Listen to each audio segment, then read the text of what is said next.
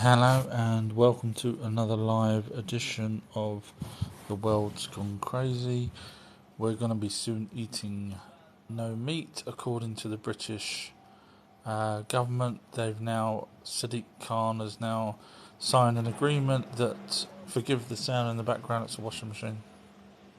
Sadiq has now signed a agreement where by 2030 us Londoners will be eating I think it's 44 ounces a week or a day or something. Basically, exactly what the WHO and the WEF and the Gates and the Schwabs have been trying to do. And of course, they're also trying to get us curtailed into this 15-minute cities, which they'll do because people are just going along with it without realising the bigger picture. Anyway, Daz has wrote, hey. Hi, Daz. Nice of you to join. Fraser's wrote, afternoon. Afternoon, Fraser. Nice of you to join. So I've just started this live, and thank you, Carrie. I haven't even done anything yet, and you've already gave me a rose. Bless you. I'm guessing you know what I'm talking about. It's crazy, isn't it? It's so obvious what's going on in the whole wide world. It's not just us. So Oxford next year is going to be trialling the 15-minute cities without actually having any infrastructure done. So they're going to be putting up the cameras, but the things that you would need not to be able to leave the city, they're not doing. So clearly, it's all part of this whole agenda. Anyway, I hate talking about that. Winnie's joined. Yay! Hi, Winnie. Hope you're well. So I thought I'd change the background today to demons, because I know so many people out there believe in demons, but don't actually really know what they are. They just keep saying the word demons. James has wrote, are we just containers for souls? The funny thing is, James, you are going straight to number one in the class for that. And the reason for that is because I'd heard this back in the 80s from abductees. I used to pay for these little fancy magazine things that were sent over from all different countries, English speaking, because I couldn't. I was bad enough to try and read English, let alone in another. And abductees had said that we were containers for souls, which are like energy beings. And so everything's connected, from my opinion, to these light energy beings. Anyway, just yesterday, I think it was, I was flicking through a TikTok where I saw Bob Lazar. It's a video I hadn't seen of him talking before. And he said, we're containers. And I was like, wow, that's interesting. Because I'd never heard him say it. To be fair with you, we are alive. We make the best of what we got. I wouldn't say a parasite, but an entity appears to, connect with our pineal gland, learns everything that we learn, and then jumps ship when we die, basically, or when it crosses over again. So yeah, we are containers. Our own lives we see as valuable, etc. But thank you, Winnie, bless you for that little heart. But when you if you're looking from an outsider's point of view, such as the entities or from an alien who deal with the light energy beings, as opposed to us, really, because we're just insignificant. Because we are insignificant, we're looked at as containers. Now, if you told me that you look at pigs as lovely, warm creatures that we're going to, look after and bring them into the home, you're not. You kind of, depending on who you are, you kind of look at them as food. And so it's not too dissimilar from another species looking at us as a container for another species that joins with us. So I definitely think we are. But it doesn't mean we can't live our own life. It just means that entity is trying to learn wisdom from us, as it says back in the sort of ancient Emerald Tablets of Thoth. Winnie's wrote, hey boss, love it. That's the background, thank you, Winnie. Winnie's wrote, how am I? Not too bad, I guess, all things considered. Every day I see things on the news that I really don't want to see on the news. I don't even watch the news. It's on TikTok, and you're like, it's getting closer. But apart from that, I'm good. I hope you're well as well, Winnie. D Highest has wrote, The sad part is there is no one that will save us. We are losing. Um, you're right. You're right. I mean, there's nothing. All right, yeah, you got the people over here in the UK that's cutting down these cameras. But what the rest of the population don't realise is that once it's done here, they're going to push it out. They did it from London. Now it's Greater London, and then it will be the whole country. And Wales has got 20 miles an hour speed limits where push bikes go faster than the cars. Um, and all this climate change stuff that we're now not going to be able to eat the meat because it's going to help, and they want to get rid of pigs, and they want to get rid of cattle, and da da da da da da da. It's all part of.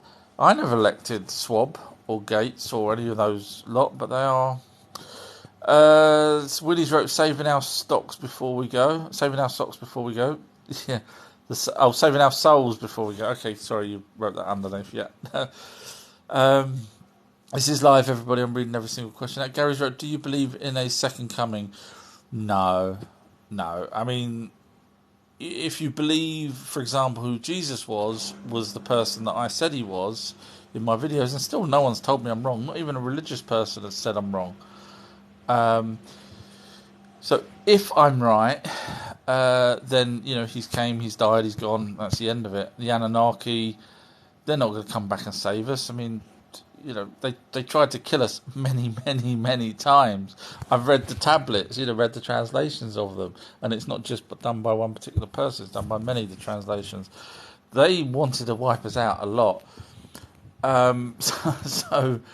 So they're not going to come back and say, do you know what, we're going to help you against the elites, and we're going to do this, and they're not going to do that. They're probably already, if you believe what I've heard from supposed whistleblowers saying that the Anunnaki have been dealing with the military, then for all we know, they're the ones that said, look, you want to get it down to 500 million. I don't know who's suggested that we have to have a population of 500 million, but seems to be the general consensus. The Georgia Guidestones, the abductees, the World Health Organization, everyone's saying 500 million, so it's kind of like, come on, wake up type thing. But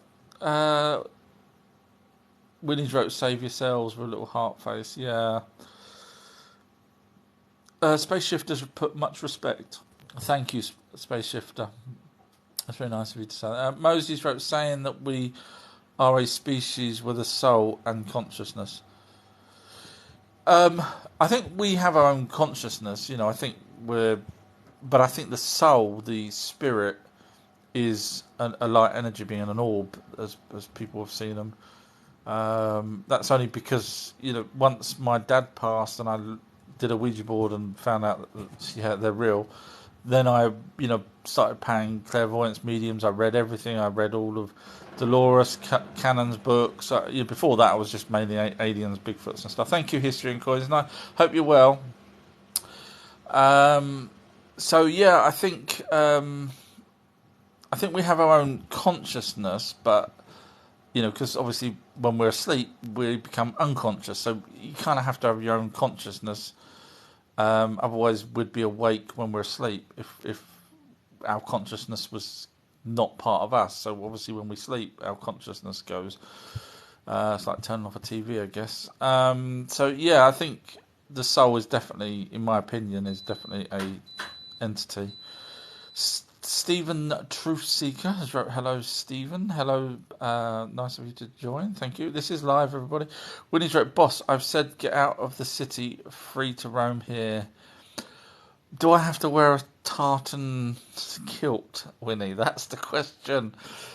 For the love of God, I am Sparta." Sorry, I get carried away when I talk about Scotland. Wee bonny Scotland. I remember when I went on the buses, but this will make you laugh if you're not from Scotland. Bearing in mind nowadays it's probably changed, but I went on the buses when I went up to see family up in Scotland back in Glasgow in '85, and I got on a bus and it said no standing, no smoking, no spitting. I was like, what the hell? Oh, bloody hell, and I thought we had it rough down here. Moses wrote, you have to actually put a sign to say don't spit. I mean, if you have to put a sign to say that, then there's something wrong. Moses wrote, "Are you talking about technology? If you've got a phone, they know are who are who you are and where you are." That's supposedly true. Yeah. No longer is it, if you believe, the people on TikTok and everything. No longer is it that you get rid of your battery and you're now incognito. Apparently, if you get rid of your battery, they can still actually hear your calls. So, you could say, well, how can they do that? But then, without a battery, but, if there's a little crystal in there, there's certain types of crystals that can actually produce energy without needing, a power source. So I'm just throwing that out there. I don't know if there is crystals inside here, but inside a phone. But obviously there may be residual charge or something. I don't know how they do it. I mean, look at phones. Look at watches back in the day when people used to wear watches. There was these movement-based power just by your wrist.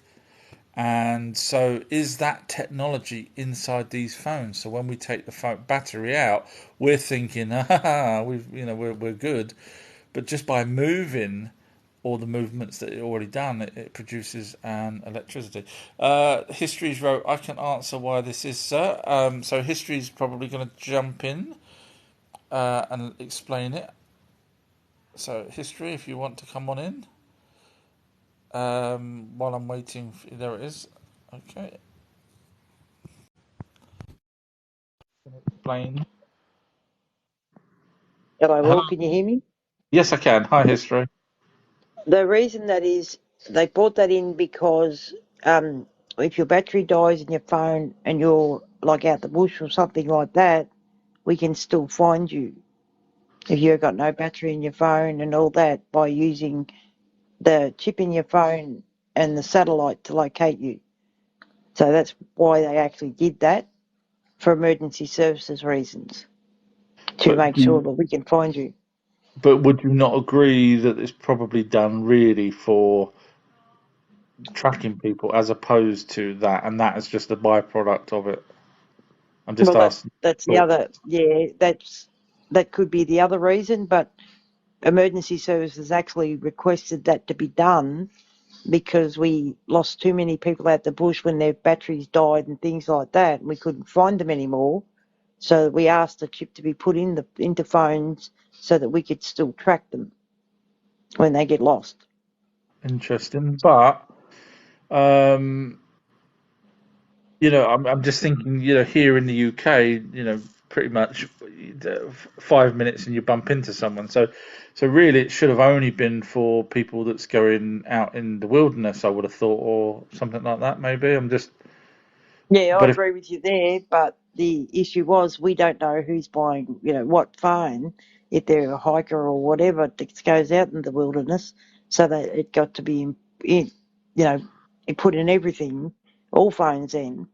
But I agree with you to a point that, yeah, they're using it to track you as well, but 99% of it was asked for by emergency services because they were sick of losing people out in the bush and not being able to find them, or out, right, even hiding in culverts and things like that. Kids that have stolen phones and, tried taking the battery out and we were still able to find them and things like that.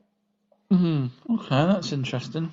There's Thank you for. actually cars now being brought out with chips in them so that we can track them too, if they're stolen and things like that. Yeah, I can understand that. Yeah. But I agree with you that partially they're using it for the wrong thing, but it was originally asked for by emergency services due to the fact of losing people and not being able to find them. Well, I mean, if that's the case, you'd think that someone might have had their phone on in the MH aeroplane that went missing, the Malaysian one, but maybe they were too far out of range or something. I don't know. I'm just saying, if all the phones have got that ability, even if you switch them off, then there's a whole plane full of people that probably had phones on that they still couldn't find. Yeah, well, you want me to be honest there? I reckon they know where that plane is, but they're Oh yeah, just not letting on. yeah. Where do you think it because is? well, I don't know, I don't 100% sure where it is, but I believe that they know where it is. They just don't want anyone to know where it is because of what happened to it. I Right. believe it was shot down, and they don't want to say that. They don't want to let people know that it was shot down, so that's why they're hushing it up and not letting them know where it is, Okay. which is sad Interesting. for the families, in my Yeah. opinion. Yeah. And they need closure. Yeah, they do, and I 100% agree with that. So, and I know another medium that actually has gone in depth with trying to work that out, and she agrees with me that they know where it is and they're not letting on. And she tracks people as part of her mediumship. She missing kids and things like that for the police. She tracks them and for the families. So, but there you go. And Okay. I'm not staying on long because I'm tired. So, and I Oh, got bless extra you. research to do for Friday night. So Yeah. Yeah. No, look forward to that. Just remind everyone what's happening Friday. we're going live with Blue Moon Sigma on Friday night, 7 p.m. UK time. We'll be going live with Blue Moon Sigma, and at the moment we're trying to fully work out what subjects we'll be covering. We're having a discussion between the three of us at the moment. I'm having a phone call with her tomorrow night to work out then exactly what we're going to cover as well, and tomorrow afternoon my time. And I'm also going to be going in and helping her with the Hatman project from Australia, doing it from Australia as well. So to give her a hand with that. Oh, brilliant. Yeah. And thank you, Winnie. I've seen that. My last live with the paranormal bloke that I did, apparently Winnie loved it. So, Oh, oh, brilliant. so I'm glad you're that's now. nice. And I've also one quick thing. We've almost raised enough money with the donations that have come in through the GoFundMe and through TikTok on my lives and other people's lives for that young child. That he's $1,000 short, and then they'll be able to get him in a plane and send him off. Oh, brilliant. So, so we're so close. But anyway, I just thought I'd throw a plug in on that quickly too. Oh, no, that's So, great. all right, I will jump back down and let you do what you were doing, and I'll be dropping off shortly All to right. go to Thank you, sleep. History. No worries. Take care. Thank you. Bye. Bye. Bye. Okay, that's interesting. Pamela's wrote the laundry list of idiocy that humans pretend to be to avoid accountability. I have no idea what you're on about, Pamela. Sorry, it's a bad joke. Do you get it? The pretend, yeah, avoiding, yeah. Sorry, that was me trying to, yeah. And Winnie's wrote, Zeus has the power. Uh, not Winnie. You're so ahead of me that I struggle to keep up sometimes with what you say, and then when you tell me what it is, I'm like, oh, I feel stupid. Black Pop. That's why. Black Pop has wrote the Holy Tabernacle. Not really a question, so I'm not quite sure what to say on that one. Thank you, Winnie. Thomas wrote, "Did they program us to us to mine gold?" I wouldn't say they programmed us. I think they updated us. Now, I just read yesterday, I think it was, or the day before, that they're saying that Neanderthals are actually smart as humans. This is in mainstream media. And the reason why they said that is because they found evidence and I was looking to see whether it was South Africa, but it wasn't. It was over in Europe of Neanderthals setting fire, creating fire. So, because I was thinking, is it Neanderthals or was it, Homo sapiens? But because they don't want us to be that smart 60,000 years ago, that they've put it on the emphasis on Neanderthal as opposed to Homo sapien. But yeah, they definitely modified the Homo sapiens. And the other thing is, if mainstream's right and Neanderthal were as smart as Homo sapien, what would be the benefit in upgrading Neanderthal to Homo sapien if they ended up being the same? I don't get it unless it's to do with muscle mass or, so in other words, not intelligence. But clearly they did it. Reading the text that I've read, it's clearly, from my point of view, clearly aimed at the intellectual side to be able to understand communications and probably verbal skills. So I guess you could say Neanderthal could have been as smart as us. It's just they may not have had the excuse me, the verbal skills, etc., that was required to talk. So maybe if they did do that, did they actually program us to mine for gold? I wouldn't have said programmed. I think that's probably beyond their skills. But they certainly did, because if they programmed us to mine for gold, then when they had some of those descendants of those working in in their palaces, which they did naked, I've read it. So those people will be, if they're programmed to mine for gold, they'll be going, look, I can't wait on you guys. I need to go into a mine. So I think it's more that they created us for the reason, but not necessarily programmed. Winnie's wrote Georgia did. I'm guessing that's Georgia Guidestones with the 500 million. Moses wrote 36,000 years it took to get to where we are today. Not sure what you're referring to with that particular time frame. I'm not sure. If you let me know what you mean by 36,000, I'm not sure what the significance of that is. 100,000 years ago, when they bred with the Homo sapiens to create Homo sapiens sapiens, yeah, I would have probably said, or 300,000 years ago when they first created the first Homo sapiens. But 36,000, I'm not sure what happened 36,000 years ago for us to be better than we was then. History has wrote hi all, which we've spoke to her. Moses wrote, thank you for mentioning me book 2 week. Reconnect with the soul is what they are trying to disconnect. You could be right. You could be right. I mean, the pineal gland, which we've got in our brains, is a receptor. It's got crystal. It can transmit. It can receive. But fluoride calcifies it and stops us. And when you do your research into who can have memories of past lives, in other words, when a light energy being joins with a new child, that child sometimes can remember their past life. In other words, the past life of the person that the orb was last with. When you look into it, and I did, the places that have the most children that remember past lives is places they don't have fluoride in the water.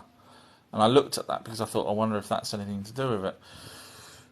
So it does seem like we're being dumbed down. Well, I mean, fluoride does actually officially, scientifically proven to cause dementia, and we have it in water and in toothpaste. I bet you any money you want that the elites are not drinking the same water that we drink. Black Pop has wrote, that is true. I'm not sure what I was talking about at that point. This is live. I'm trying to go through as many questions as I can. Moses wrote, I've always questioned deja vu and dreams since I was young. It's weird, isn't it, deja vu? It hasn't happened to me for a long, long time, but I remember having deja vu and deja vu, because I remember thinking to myself, wow, I've said that before, deja vu. So, I can't answer exactly what it is that causes it, but I think it's a phenomenon. Again, just like dowsing is a phenomenon that can be proven to work, but we have no clue how it works. And unfortunately, deja vu is the same as that. I mean, you've got a long list. Is it time travel? Is it the soul remembering? Is it the soul, skipping over another timeline? It could be all sorts of different things. Black Pop has wrote, a lot of us don't have a soul. I had heard years ago that there wasn't enough souls to go around for the amount of people on this planet. Which, if that's the case, then having a depopulation program down to 500 million would be a logical thing if you was only interested in the souls having, someone to someone to join with. But then on these lives, I had someone say, no, there's too many souls and not enough people. But I don't know the answer to that. Winnie's wrote a skirt. No, I draw the line at a skirt, Winnie. I'm sorry. I'm a man's man. Donna's joined, and Donna's probably thinking, what's he on about wearing skirts? It's not me, I said a kilt.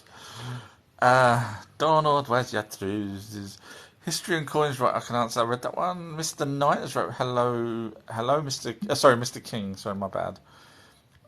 See, I think I have dyslexia. I read what I want to read sometimes. Riz the Biz has wrote, hello sir, hope you're well. Your number one fan, I love your content.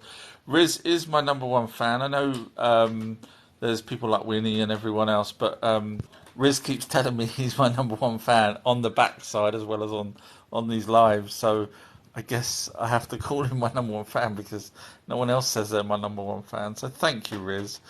Riz, if I'm not mistaken, has asked me questions about the Quran and stuff, which obviously Riz knows probably a lot more than me. But I love the fact that Riz is so open to learning and asking these questions and doing his own research. And that goes a long way with me because there's people out there.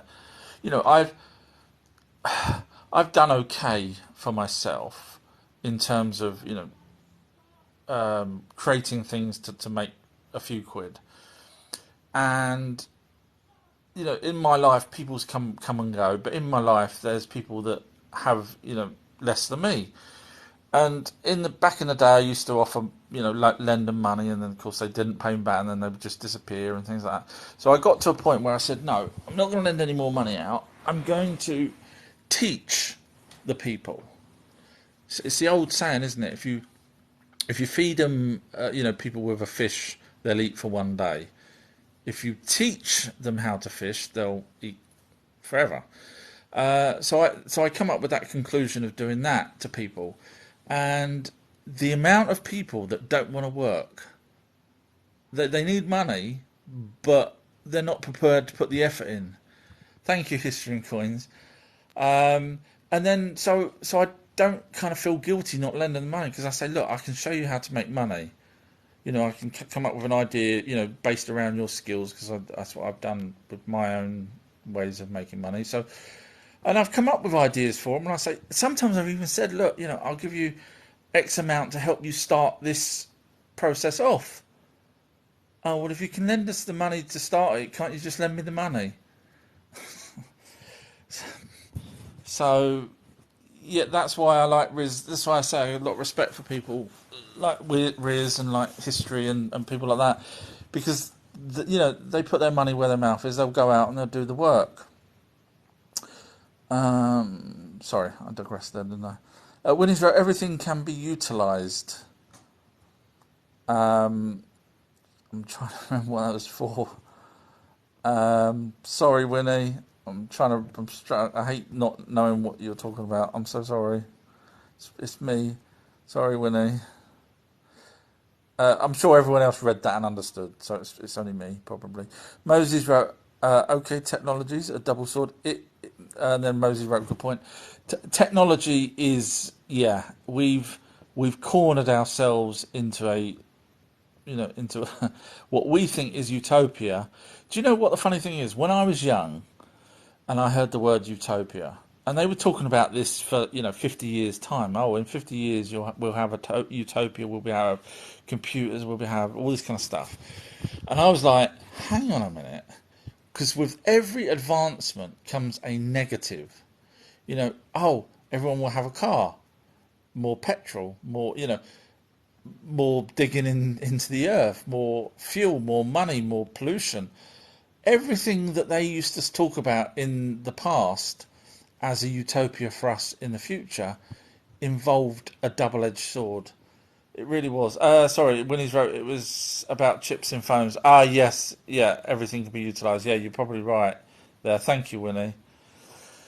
So yeah, so we've given ourselves with this phone. There's a guy on YouTube, bless him, and he's really trying to get the information out there. I can't remember his name now. Ah, that's sad. I can't remember his name, but he keeps putting out these videos, and he keeps obviously getting shut down because he's giving out information that YouTube doesn't want people to know. And he basically says, don't use your phone. Put your phone down. Go back to cash. And he's 100% right.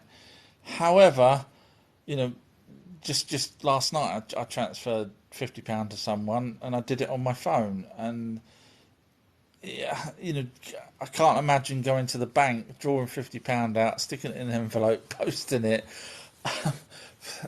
So we've cornered ourselves. Unfortunately, we've made it a rod for our own back, as they say.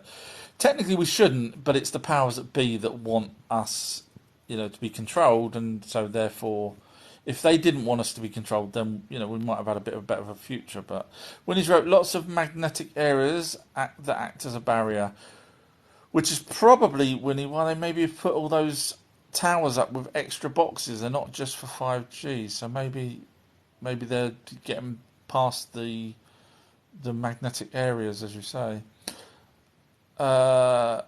Moses wrote load of nonsense, manifest, and then wrote medium really we work facts. I'm not sure what that means. And then wrote the blue moon has already been and gone. I'm not sure if I've missed something. Sorry, Mosey. A little confused on that. Panache has wrote hi everybody. I like the name Panache Media Productions. Daherm. Panache, that's cool. I won't tell you the film company name that I have, but it's not as cool as that. When he's wrote, yeah, looked up his YouTube site. It's really cool. I can't remember who I was talking about there. Winnie's gave me a rose every time I forget things. Winnie keeps giving me a rose. It's not the way it's supposed to work. Riz says, wrote, in Islam, the high priests communicate with the jinns, Anunnaki, as we know them. I mean, that's interesting because obviously the priests that carried the Ark of the Covenant were priests, and the fact that the Anunnaki, according to Zachariah Sitchin, created using MEs particular people for particular jobs, such as priests, which actually goes back to the one of the first questions about did we get programmed to mine for gold? And I mean, they have the ability to create who they wanted, builders, artists, in other words, like sculptures and painters and things like that, as well as priests and oracles. So, you could be right. Winnie's wrote, that was for history and coins. Ah, okay, no worries. Normally people put at, and so that's why, forgive me, Winnie, it's my bad. Moses wrote, we was made for a purpose, then they want who is in control. Yeah, I still think the Anunnaki didn't leave properly. I mean, I think the Vatican was part of their, or at least one of the Anunnakis that stayed after. And we kind of know that God stayed simply because King David and Solomon, they this was 1,000 years ago, and they were told to build a temple to house the Ark of the Covenant. So that was 1,000 years ago. So we know that they, I guess we all assume that they all disappeared, 3,000 years before Christ, because they kind of get stopped talking about. However, they didn't get stopped talking about because obviously, Amen in the Bible is Amen in Egyptian, and obviously Solomon had to build a temple on behalf of God, which God I don't know. In other words, which Anunnaki. So yeah, so I think they still are in control. Moses wrote, "We evolved 200,000 years ago as we are now." Um, that's not what the tablets say, and I know you could say, well, the tablets, are made up. They wrote about people coming from another planet as a bit of a giggle, and they built temples for these people that they pretended come from another planet, and they wrote 2 million of them, and it was done over 3,000 years in different languages, all up and down the Middle East, and then Egyptians and Greeks and Romans all copied their stories because it was all because someone had wrote it for a giggle at the beginning. But I would probably still go with the tablets, with the 300,000 years ago, creating humans, and then 200,000 years after that, so in other words 100,000 years from now, is when they bred with those descendants of the first ones 100,000 years ago, which is exactly what mainstream say about the Europeans suddenly appearing in the Middle East as the first place. So kind of everything seems to match. So when you say we evolved, I don't really think. I mean, technically, we've got a missing link, and we've got fused chromosomes, and no species other than the ones that the Anunnaki talk about bringing here have fused chromosomes. So I would probably still go with the tablets over that. Panache wrote, "Are there still nymphs, salamanders, elves, etc.?" Oh, brilliant question. Go number 2 in the class. And the reason why I say brilliant question is because the excellent author of that amazing book called Black Ops, Aliens, Spirits, Bigfoots, and Our Untold History. Yes, I finally memorised the title of his book. He is writing a second book which covers some of what you've just asked there. And he did. He was because basically, long story short, I now talk to him because I advertised his book inadvertently. Well, not inadvertently, because it was a good book. Way back on my early videos. I've advertised other people's books, but anyway, cut long story short. So he is covering that, and he was telling me some of the things that he found out, which is phenomenal. The information's out there, so it's not like he's got but he just does a grand job. So the question is, if they're still out there, why are they not being seen? And he has come to the same conclusion as I have, that the terrain that allows, so things like ley lines, etc., and the quartz in certain areas, that allowed these species to come in and out of our realm, shall we say, for want of a better word. But of course, we've now turned all those locations that had probably the quartz in and whatever else that they needed to be able to come through into a concrete jungle. So a lot of those places don't exist anymore. So there was a story. I don't know if you guys had heard me say it before. It's a fascinating story. Very quickly, I can't remember where it was. Somewhere like Bolivia or Amazon or somewhere that's so out of the way that there's tribes that. Thank you, Winnie. There's tribes that you would need a guide to take you to go and see, and some of these tribes have hardly ever see sort of people other than their own people. Anyway, so this apparent story was that a group of people had a linguist that could speak the tribe language and was a guide for them to take them. So it was an expedition. And the guide turns around to them and says, "Anyone wearing anything yellow?" I think it was yellow. And they all looked at each other and goes, "No, no, no, no." "Why?" And the guide says, "Because you will go missing." So you got to ask yourself, you say, well, hang on, yellow's not, uh, you know, technically it's a frequency, the colour, but is it, with the missing 411, which is what David Pleiades does, is it a certain colour that allows, for example, as you say, an elf or a pixie or a troll or a gremlin or whatever to grab someone and pull them through? Or is the colour enabling a doorway accidentally to open and the person getting pulled through, sucked through, that kind of thing. So yeah, it's a good question. So I think that certain places probably still have that ability to have those creatures come through. The guy's book actually has what appears to be evidence of fairies from 200 years ago, which is interesting. And the newspaper, I think I mentioned this the other day, and the newspaper doesn't actually, it just says it's fake, it does not give any reasons whatsoever. No peer reviewed papers, no evidence. And of course, once you've got newspapers on the run, once you realise, because not everyone does, they just probably read that and says at the bottom it says, oh, it's fake, and that's the end of it. But no. I want to see the evidence that that's fake, and they didn't have any.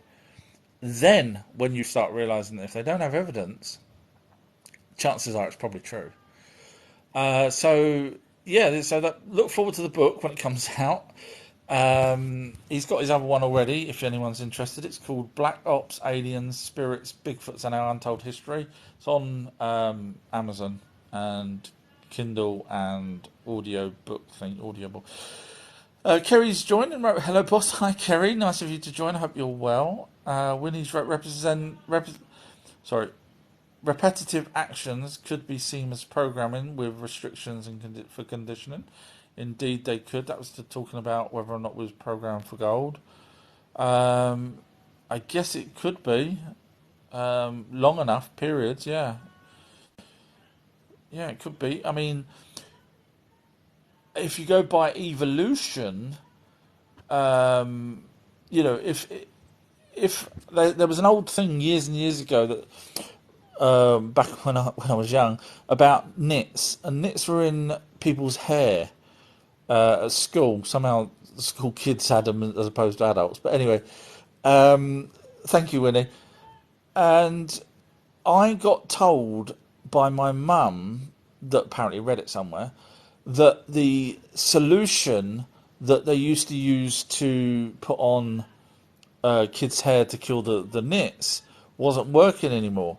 So, in other words, over a short space of time, their evolution had evolved to not be able to be killed by this particular solution. In which case, my mum had to go and buy one of these electric combs. Don't worry, I don't have nits anymore.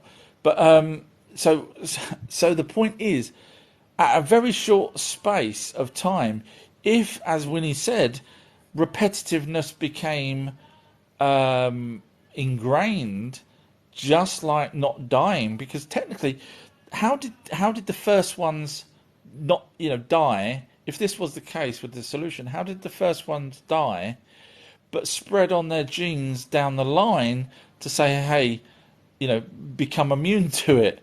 Because obviously, if you die, you die. So, if that's true, then it only takes a short space of time for something to be conditioned to avoid something, or as Winnie says, continue being programmed by it. Rizzers wrote, 36,000 years is the orbit of the planet Nibiru. Zachariah Sitchin wrote his book. Okay, yeah, no, yeah. Technically, it's 3,600 years. So that's yeah. So 36,000 is still not. Yeah, so it was only 3,600 years. So I don't know if that was what the person was referring to. Kerry's wrote, how would you know? Sorry, Winnie's wrote, pinned up, treasure box up top left, grab an icon. I wonder what that was. Kept popping up. Open. Oh, you got a gold coin. Oh, was that from you, Winnie? And now it's asking me to select a gift. I have no idea what I'm doing now. It looks like I'm playing a game now.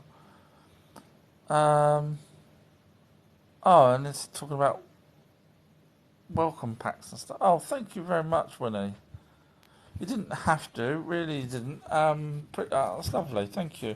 I wonder what that was flashing up there. How Winnie. Winnie, thank you. I don't know what to say now. Kerry's wrote, how would you know if you have a soul or not? Oh, Kerry, that's got to be a number one question, hasn't it? That has. I thank God Alfredo's not here. Um, I don't know. I never asked any of the mediums, clairvoyants, and spiritualists um, that question. And really, I suppose they would have been the ones to ask, because if they couldn't get in touch with a spirit, would that be one of two reasons? Would it be because the spirit's already crossed over, in other words, gone to the other side again, and then that's when the memories or the control of a human that was in control of the spirit loses that control, and the orb takes control again and goes back round in someone else's body. So is that one reason why a medium can't connect with them, or is it because, as you just say there, they didn't have a soul in the first place, in which case they weren't connected with a soul, in which case they won't be on the other side when they die? I don't know the answer to that, Kerry. I think that's probably something you could probably look into. I don't know. I don't know how you would know. I guess the only way you would probably know is if you had. Thank you, Mum of Jay. I don't know what the next part was, but thank you. That's very nice of you. I guess the only way you could probably do it is by hypnoregression. And if you can recall a previous life, even though technically it's not your previous life, it was a previous life that was now as a memory inside that orb, light energy being. If you've got that and you can recall a previous life, then technically you've got an orb with you, in which case, yes, you have a soul. Maybe that's the only way you could probably do it. Winnie's wrote, if everyone has ascended, then potentially there would be no souls. I agree, but I think they go round and round and round and round. I mean, that's everything that. I mean, yeah, even the Emerald Tablets of Thoth say that they're here for wisdom. So thank you, Kerry. So I think they are. I think they're here to learn, and with the whole soul group part of it as well. So you could have, you could be a mum or a dad, for example, and then you could have a child, and then next time round, that child's soul, light energy being, could be the mum, and vice versa. So I think there's a hell of a lot they can learn forever and ever. Which, and if they are eternal, that's what they're doing. So eventually, they do move up, from what I understand, from into a guardian spirit, not an angel, because we know angels are messengers. So I don't think that they're all, well. I mean, probably billions and trillions of years they may all move up, in which case we'll have no more souls. But maybe we may have eventually progressed ourselves into a light being, maybe. So it's a good point, though, Winnie. Got number 3 in the class for that. History's wrote, I'm off to get some sleep. Bless you, History. Thank you for even joining us. Mr. King had put a clap in hands. June X has joined and wrote, if humans are like Anunnakis, the population in Nibiru must be very high unless 500 million is also in their plan. It's a good question. Got number 3 in the class for that. So my take on it is, I don't know if you've heard me before, but my take on the population on Nibiru is, if Sakurai is right on the translations, that the top and bottom, they had sort of 2 continents. Whether they were joined, I don't know, but they had sort of 2 continents that were fighting each other for a long time, a long time. And it got so bad that they had to call a truce. If that's the case, then they probably had very little people, because when they send people down here to mine for gold, they sent 900 and only 300 of those actually did any work. The others didn't really do much. Set up a base over in Mesopotamia, but it was the Ajiji that won the younger sons of the Anunnaki that was doing the work. So I still can't help but think, if you've got a planet that's dying, you don't send 300, you send everyone. So I can't help with the fact that they had the wars and only sending over a handful of people. I have a feeling that they didn't have many people left on their planet at the time they came here. And you got to remember their lifespan to have a child would be about 3,000 of our years. So we had children a lot quicker than them. So maybe they don't have that huge a population. History had wrote, thanks, boss. You're more than welcome, History. I hope you have a nice evening. Winnie's wrote, it was about to read that one. Wizards wrote, there won't be cash in 6 years' time. You're right. You are spot on. It's sad, but they will have us. They will. If you step outside your city that you're not allowed to step outside, your cash card or however you're going to pay won't be accepted outside a certain area. They've already said that. So they're going to get us, and we're allowing it. Winnie's wrote, Sandra Williams has made awareness videos on all things tech and protecting yourself. Okay, I'll just read her name out again for everyone. Sandra Williams, if anyone wants to look her up. Space Shifters wrote, you know what was in the Ark of the Covenant? I think there was more than one. And I think certainly it allowed...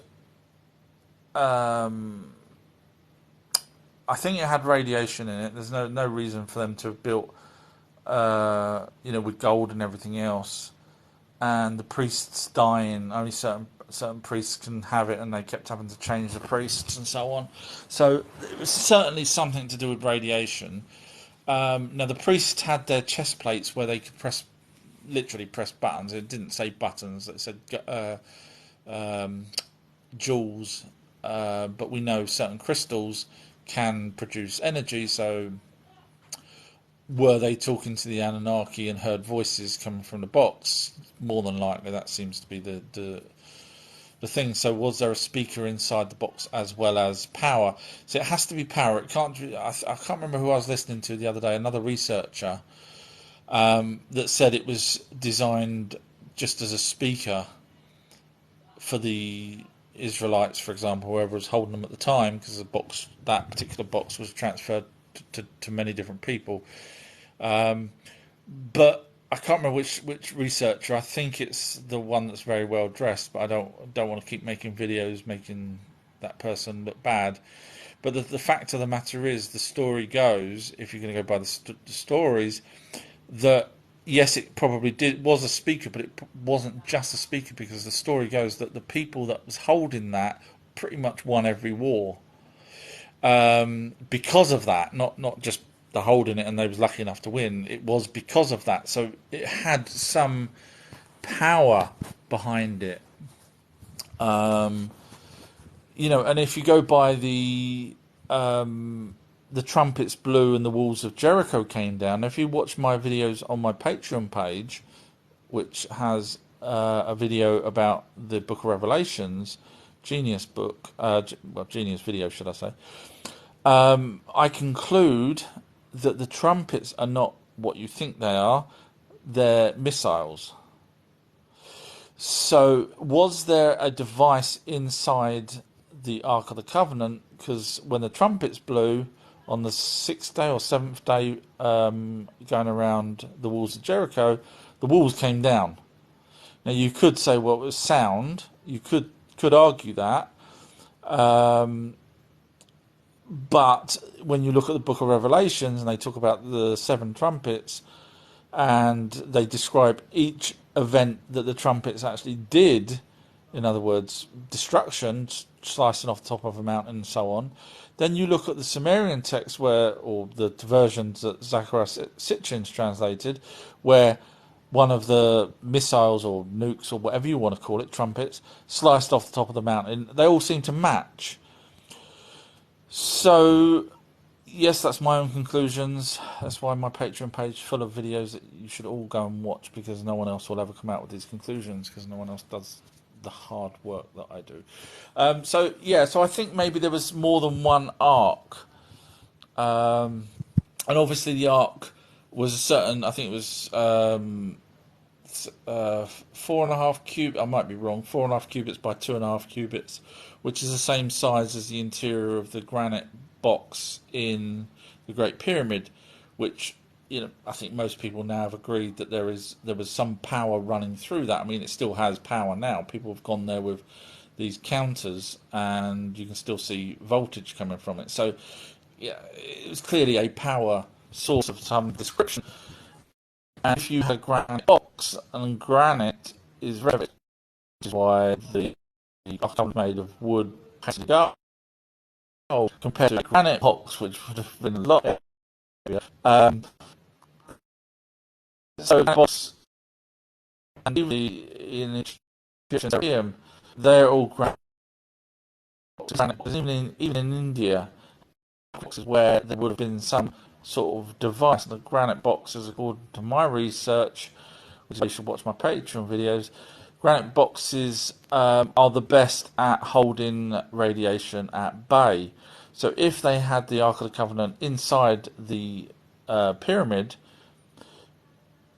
it would have obviously they wouldn't have had the probably the gold version of it, but a box that same size and put a lid on it. I know there was no lid found in the Great Pyramid, but I mean, hey, people have been in there already. We know that. So if there was a lid on top, then it would have been able to house the radiation from something. King Izzo Aldo has wrote, what is actual history about gods? So basically, we have texts, 2 million texts at least, that predate the Bible that talk about a race of beings that end up being called gods. And this is before the Bible, so either they luckily picked a name that just so happens to represent a god and not get told off for it, and also they called themselves lords, and they came from another planet and created a species from another species that was already here. So we're the offspring of that species, which is why we got fused chromosomes. Got us to mine for gold, and down the line we wrote about them in tablets, which we did, and they told us what to write as well.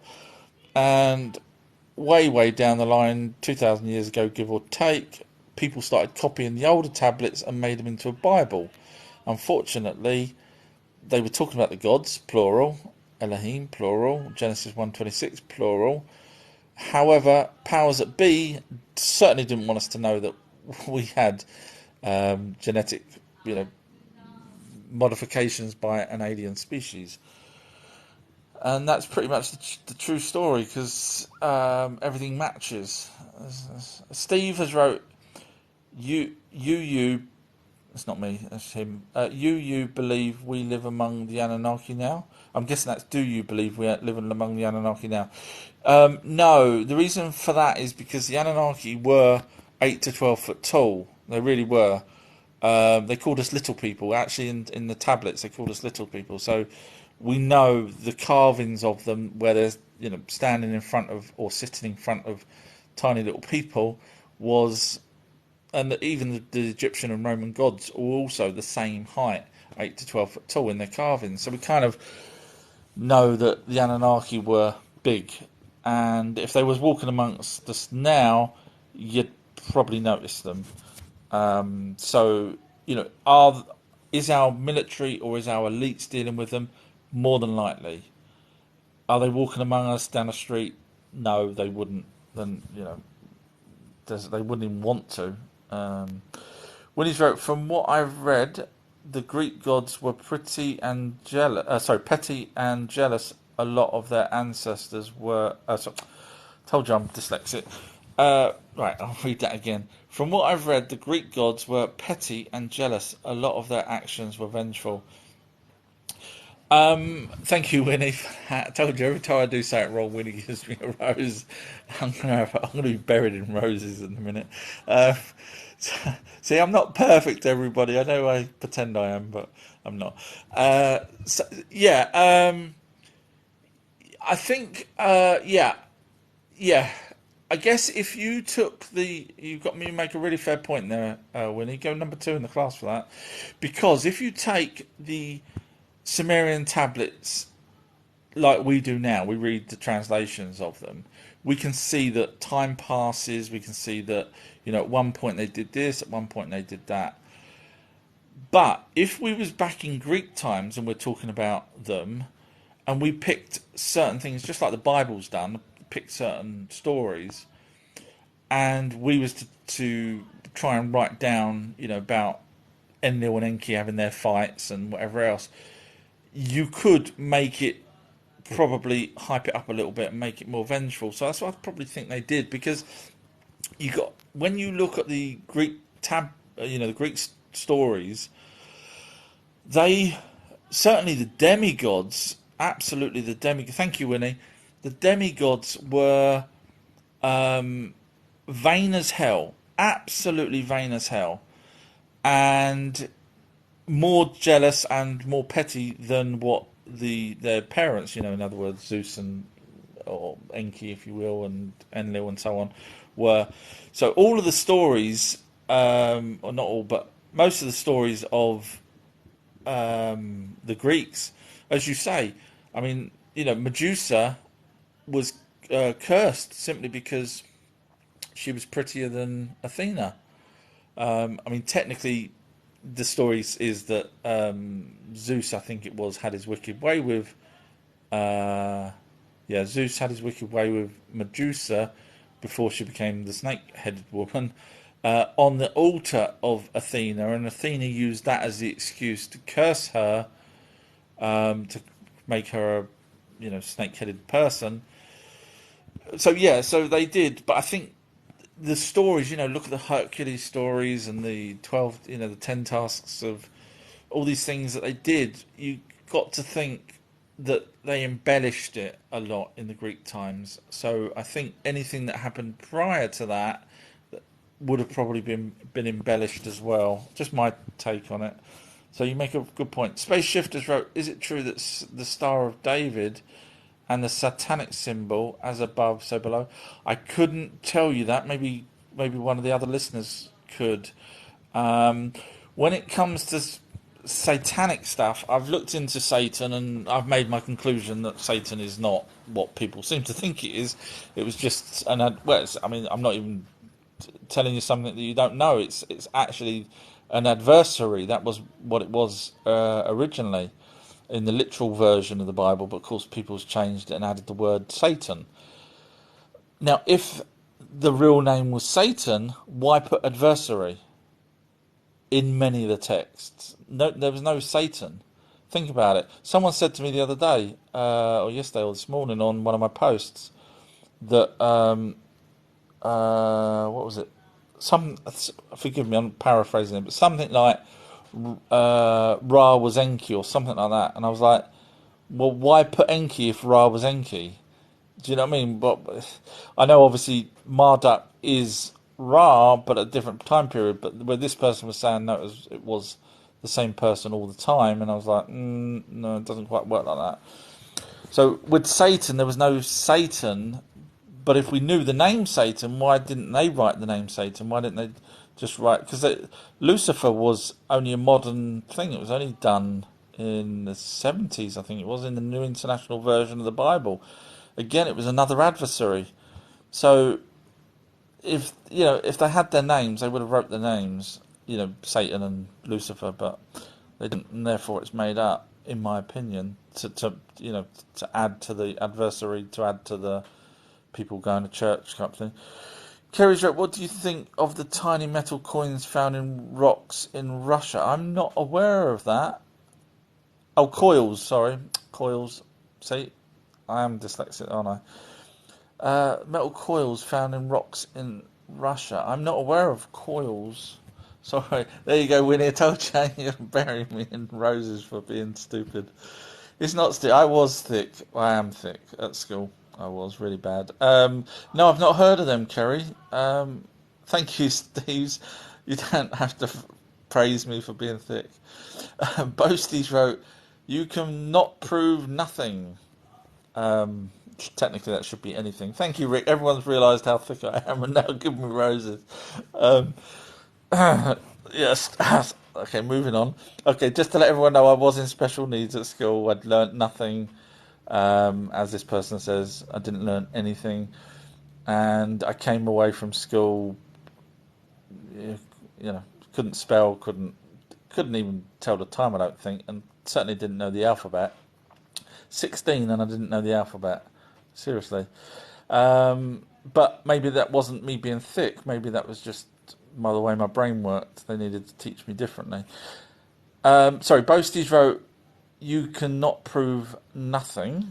See, I love people like this. I bet Boosty's gone. Boosty, are you still here? Boosty, please write yes if you are still listening. So what happens is these people, they come on, they'll say something like this, and then they run because they know that I'll probably challenge them and actually maybe show them up. So they run and they think that they're in the right. By disappearing and moving on, they think, aha, I've showed him and I'm right because he's not challenged me, because obviously I'm still behind on the questions. And I'm guessing Boosty Man's gone. That's what happens. That's the childness of people. I will debate. If I think I had knowledge on something, I would debate. Winnie's wrote, not in class, boss. No, they do a runner, don't they? I'm guessing religious. Let's be honest. He probably is. Winnie's wrote, saw a nymph yesterday at the Amazon exhibition. Mm-hmm. I'm not going to, because there's two types of nymphs. I'm not going to mention the second type. Winnie knows what I'm on about. Winnie's wrote, love your story. Oh, bless you, Winnie. Thank you. That was when I was waffling on about the yellow, colour yellow. I am the awakened ones wrote, I was with a few Jehovah's Witnesses today. Oh, damn, I wish I was. Who believe that God will return to sort the mess out. What I would love to know what you said to him. Winnie's wrote, it was not naked. Oh, so it was that kind of nymph, was it? Okay. All right, it was the normal type. Yeah, I mean, I thank you, Winnie. I don't know how they believe that, really. I mean, are they? And forgive me if you're religious yourself, but on a serious note, at what point does the mess need to be sorted out? World War Two? No, didn't come. World War One? No. When Genghis Khan went round chopping people up? No, still not there. At what point, when, let's just say, sadly, if the elites get their way, we're all pretty much... who remembers Logan's Run? Or the film Island, The Island with Ewan McGregor? Literally where the elites tell us, how old we are and then bump us off and stuff like that. At what point is God going to say, that one's too much? Yeah, 500 million by, injections or whatever. No, I'm going to let that one slide. That's okay. I'll allow that. At what point is he going to say, do you know what? Enough. And then whose side is he going to be on? Whose side? Because you could argue that depopulation is going to save us and the future of our planet. Seriously, though, the planet will carry on regardless of whether we're here or not. And whether we mess the planet up, it will still carry on. We might be harder to breathe or whatever, or hotter or colder or whatever. The planet will carry on. But whose side is he going to come back on? See, the Jehovah's Witness don't think that. They'll think, is he going to say, hang on a minute, they're right. 500 million is quite a good idea. Let's let them crack on, and I'll help them. I help Mr. Gates. Or is he going to say, no, let them have as many people as they want on the planet. Let them destroy themselves. Let's take out the elites. Do you see what I mean? So there's two sides to everything, and I don't think they think it through, these Jehovah's Witnesses, because there's two sides. Sorry, Chris just wrote, my brother in True Knowledge. Thank you, Chris. I love reading your posts on my videos when you post to someone. Sharon wrote, hi, our True History XX. Hi, Sharon. Nice of you to join. And then Sharon's wrote hi to everyone as well. Winnie's wrote knits. Oh my god, I'm that far behind. This is live, everybody. I'm reading every single question out. Winnie's wrote they became immune. It wasn't just me, was it? That was what my mum said. Yeah, they became immune. And obviously that solution that was killing them wasn't around for hundreds of thousands of years. It was a fairly new thing, really, in the big scheme of things, time wise. Winnie's wrote tree oil is great for that. Luckily, none of my kids that are now grown up have that. Winnie's wrote treasure box up top left. Grab. Oh, I read that one. Yeah, thank you. Oh, thank you, Winnie. That was lovely. Winnie's wrote would love to do that regression. Would you, Winnie? So on a serious note, people, there's two types of regression because you could. Thank you, Winnie. You could go and get hypno regressed and have found out things that you may not want to find out. I'm just throwing an idea out there that you may have been inadvertently abducted by aliens and you didn't know. I'm just throwing this. I'm not. The chances are slim, but imagine recalling everything that happened to you, and then finding that out. And people that have had that done, been regressed and found out that they were abducted and whatnot. They haven't really been the same since. So that's one worry. But of course, if you do get regressed, and your previous life was a boring person back in the 40s. Something went wrong. Try again in a few seconds. Sorry, Google's listening to me. How will your mind react to that? Would you understand that maybe it wasn't you and it was just an orb that was with someone else that had the memories and you're now accessing the memories? Or would you believe that was your life? Because technically, if that was your life, then that person didn't have a life and you haven't got a life, because the orb that's in you and that was in that other person would have been in someone before that and before that and before that and before that and before that. In other words, that soul started right back from the very first person that got a soul, and it's not your soul, it's that person's soul. Otherwise, if you had your own soul, then you would have your soul, which would be brand new, and if you could regress and found out that you had a previous life, then you'd have to have two souls in you. One's your own, and then obviously the next person would have three souls and just carry on. So I don't know how that would affect you, knowing that you had a life. I know there's people out there. Sorry, Winnie's wrote 100% clarity needed for regression to find out. Yeah, I know there's people out there that say that they were Cleopatra and stuff like that, but the chances are that whoever you was with, or the orb was with, from my point of view, there's very few famous people compared to the amount of people that's not famous. So I think you probably end up having a sort of a normal mundane life. Jason's wrote, is the light tunnel a trap? Interesting question. Go number 3 in the class for that. So I'm guessing you're referring to when spirits, or when people die and they go to the light. So the light is a way, from what I understand, of crossing straight over from here to the second plane of existence, not the first one.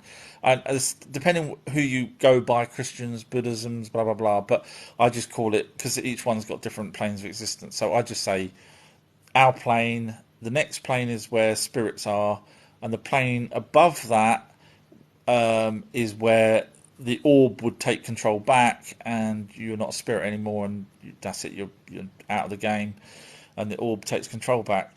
So the light, from what I understand, is from here straight to number 2. So that's why when exorcisms and whatever else says go to the light, hang on a minute, they've already died. How can they go to the light? They're there. They're in spirit world. How can they go to the light? Because the whole point is, when we're dying, we see a light and we think, there's the light. But you don't, from what I understand, you don't always go to the light. In other words, you can stay around as a spirit. So the light is actually the second plane, from my research.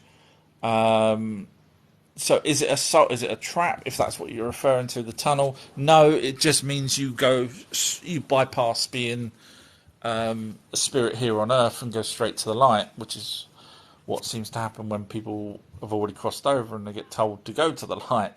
Even mediums have said, look for the light.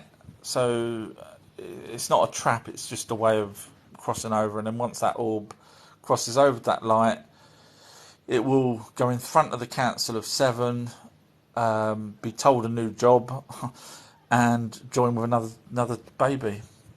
Thank you, whoever's doing the hearts. I am the awakened one. Wrote, the soul is our mainframe within the matrix of God, and our lives are different spirits from the soul. Matrix of God. I'm guessing you're not obviously not on about the Anunnaki. So I'm guessing you're saying the soul is our mainframe within the matrix of God. I would probably agree with you, but without the word God. I would say that the orbs, the souls, as you just said, are all connected, and that seems to be the consensus of medium spirits and people like yourself even. But from what I've learned, obviously, mediums don't go much higher than the second or third plane where they talk about guardian spirits. They don't really know what's above that. Is there another 5? Is there another 7 layers? Is there 20 layers? And then is that where an almighty creator is? See, the Emerald Tablets of Thoth, which I do hold a lot of value in, because even if they're not genuinely translated from something that was ancient back in ancient Egyptian times, we still have them in Latin from 1200s. And they wrote about things to do with ancient Egypt that there was no internet back then. So whoever wrote them even knew a hell of a lot about ancient Egypt and spirits and the universe, because they talk about the spirits, the light energy beings being created at the same time as the universe had a want of a better word, they kind of described as a big bang. The universe, well, the tablets talk about it coming into existence as a thought suddenly appearing, and that's how universe suddenly appeared. So whoever wrote them was way ahead of their time. So I put a lot of stock in that information, and there was no mention of an almighty being for the souls. However, was the thought from a creator of everything? Was it from a computer? Was it from two particles bashing together in a hadron collider in another universe? I don't know. So Alfredo wrote, "Sir, your phone needs to recharge."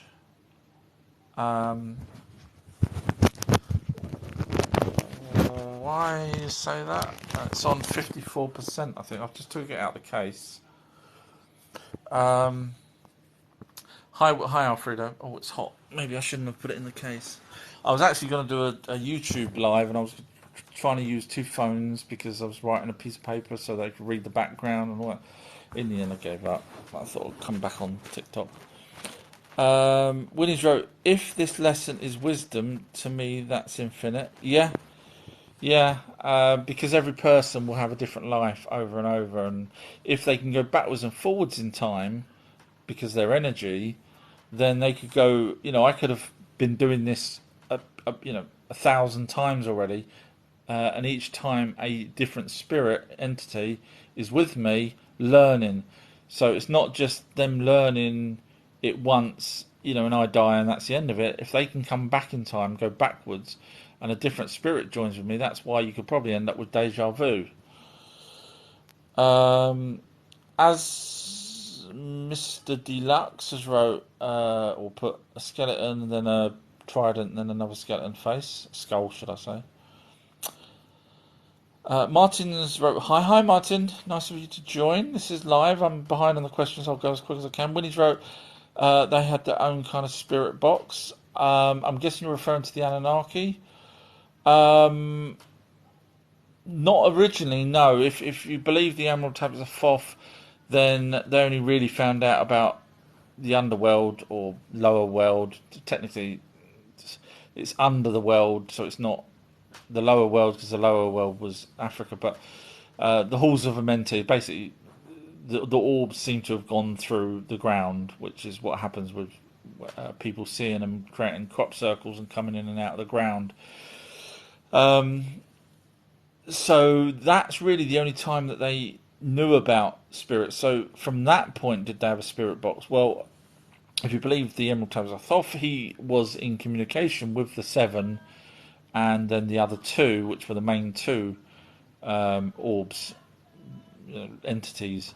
So the seven were the Council of Seven that would tell the smaller orbs what to do and what kind of job they'll do with whatever person. So it does appear that they have time travel capabilities to know the future of that person and know what that job's going to be, which is why people get sent back sometimes from dying and saying that it's not your time yet, you haven't fulfilled what you need to do. And people are like, what the hell? So yeah. So maybe they did have their own spirit box after that. Thank you, Gary. Appreciate that. A main conspirators joined and put clappy handies. Thank you for that. Martin's wrote granite's radioactive is on its own. Maybe that's why they used the pyramid. Possibly is a fair point. Go number 4 in the class for that. Sharon's wrote, hi, have you seen the writing on the very top of the Great Pyramids? If not, I'll put a video up tomorrow. Thank you, Alfredo. Do you mean where the guy, for example, does the paragliding? The problem with that is, I think even some of my followers now that's probably listening have said, I can't remember who it was, but one of them said that their dad went to Egypt and actually went up onto the top of the pyramid way back years and years ago when they were allowed to do that. And so there was lots of writing up there. So I wouldn't hold much stock in what's written at the top of the pyramid. I would be more interested in the fact that there's a hole in the top of the pyramid. And that hole lets in bats, because when they first, the actual first people that went in there found bats in most of the pyramids, and which leads you to believe that there was holes in the pyramids that even the ones that haven't been opened, bats could get in and out of it, which was more than likely through these holes at the top of the pyramids. So although mainstream will tell you that the capstones were gold, there is no evidence whatsoever, ever, none, zero, zilch, that there were gold capstones on these pyramids. It's just an assumption. So when you realise there's a hole, then you realise that there's two shafts that go actually at the angle towards the top, even though they don't, for the Great Pyramid, they don't go all the way out to Orion, as some people say they do. They actually turn. We know that because they put cameras down there, and they go all the way to the top, which would, if you go by the Lost Book of Enki, have a certain admixture for the capstone, which allowed a light to be produced and go up into space, which makes so much more sense. And it makes, and even I've showed on my videos where they've tried to cover over the top stones and the hole. I actually showed side by side, old picture and new picture, and the blocks are different. So they are actively trying to hide the hole at the top. And of course, over in Las Vegas, they have a pyramid, hotel, but a pyramid that has a light beam going from the top up into the sky. Well, who gave them that idea? Kerry's wrote, so what was the jar of manna that was in the Ark of the Covenant? Kerry, it's a brilliant question. Go number 1 in the class. Lots of people changing positions today. If you're in a position in the class and you only get pushed down, you don't lose your position. So, now there's the trick is with the word manna. There is people out there that have said that manna has been seen from UFOs, modern UFOs, being sprinkled down, and one person even collected some of it in a jar. There was one case over Brazil, if I'm not mistaken. Or was it Italy, somewhere like that, and the UFO just sprinkled all this stuff, and someone captured it in a jar, and we're not allowed to know what the outcome of this stuff is, but they called that manna. And then there was another guy Him and his son saw a UFO in the evening, and sorry, I'm just trying to remember the story. And they saw it off in the distance. They were just coming back from somewhere. They was just about walked down a garden path, and they saw a UFO over in the distance. And they stopped and watched it, and it flew right over their heads, and then stopped the other side of the house. So they ran through the house to see, to follow it, and it had stopped over one of their trees in the back garden, and was sprinkling down this stuff. And they had no idea what it was. It was so it was like imagine silly string. You know the stuff you spray, silly string. That was what they kind of described it as, but obviously not one continuous string, but it was like loads of it. It was like snow, but in silly string form. Anyway, they called MUFON as soon as they could. The UFO went, and MUFON came out and actually had some guy collect up some of this stuff, and he called that manna. So the trick is that the same manna that would have been referred to back in ancient times? I don't know. And is it something that is, a property that's worth having, or is it just like us jettisoning our toilets over the Atlantic, and it freezes and becomes a blue icebox or yellow icebox or whatever colour it is? Thank you, Gary. And we're sitting there thinking, oh, that's manna, and really it could just be their toilet for all we know. So I don't know the answer to that question, Kerry. Is there something? Are they one of the same? If not, why do people call them manna? I don't know the answer to that. Sorry, someone else might know the answer. Sharon's wrote writing, or should I say hieroglyphics? Sorry, my spelling is awful. Laugh out loud. I do vid too. Do I follow you, Sharon? Let me see. Yes, I do. Yeah. So I'm sure I've probably come across some of your videos. Yeah. Sometimes I say writing when really I should say cuneiform or hieroglyphics or. Sharon's wrote tomorrow. If you haven't seen them, they are great. If you can send me something, that'd be great. I'm more than happy to see it. Steve Spence wrote, "Why did the Anunnaki change? I'm guessing that's our DNA to shorten our life, or have I got that wrong?" No. So it wasn't until about a year ago, I think it was, that I actually read the translations where they did shorten our life. I mean, they didn't literally say that, but it meant that.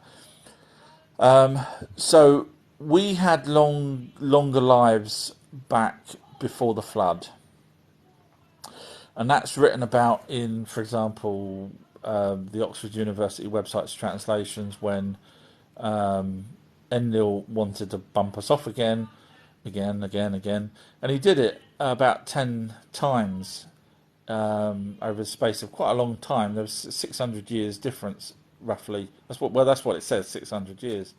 And he wanted to bump us off, and it was because we was too noisy was one reason. So when it came to after the flood, they decided to shorten our lifespan. So I think we was available to have a few hundred years, maybe 300 at max back then. Obviously, if you was a demigod being direct offspring of the Anunnaki, then you could live for 900 plus years, or up to 900 years. But normal ones, 200 to 300 years, from what I've looked into, and they literally in the translations they said we will shorten their lives to 120 years, and of course that's what the Bible talks about, 120 years. So we've got again another evidence that the Bible's copied the older text, but of course you tell that to a religious person and all you get is the scriptures. Show me where it says it in the Bible. I had freaking massive arguments with two guys with almost exactly the same name, and they kept saying, "Show me where it says it in the Bible." I'm like, no, forget the Bible. Why am I looking at the Bible? What's the point of looking at a copy? I told them where the evidence was, and etc., and they just kept saying, "I can't see it in the Bible." Yeah. Strange. Space Shifters wrote they found stone relics with writings on them in Tartaria that predates the Emerald Tablets by 1,000 years. Yeah, I'm not saying the Emerald Tablets were the oldest known tablets at all. Obviously, I'm not saying that. I've never said that. But what I do say is that the Emerald Tablets, if they were real, had a lot of information in them, and they would have been around, or certainly whoever wrote them had knowledge of what was happening back in Kem, and even the name was in the Emerald Tablets of Thoth, if I'm not mistaken. So someone really knew a lot about Egypt, ancient Egypt, far more than what people would have known back in the 1200s. So they were certainly real. But no, I'm not saying that the Emerald Tablets are the oldest writing. I've never said that. Winnie's put loads of laughing faces. Hopefully that was an amazing joke that I'd done. Winnie's wrote Only Human. Oh, I hate that song. Sorry, I just come up with that song. That's so repetitive. Do you know how many times this will really ruin it for you for the Beatles? Let It Be, Let It Be, Let It Be. Sorry if this is going to annoy you, but I think it's something like 41 times. That means they sing Let It Be every 3 seconds. Next time you listen to that song, you will want to turn that off because you're like, this is just so repetitive. Sorry.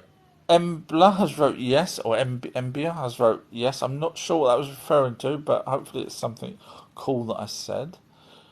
Soifra,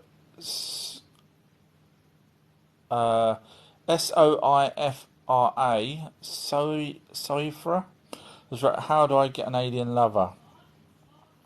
Right, well that's quite easy. So it looks like you're female. Forgive me if you're not. First of all, distinguish yourself from male and female. Try not to have anything in between because the aliens will probably get confused to hell. So at least we can start with that.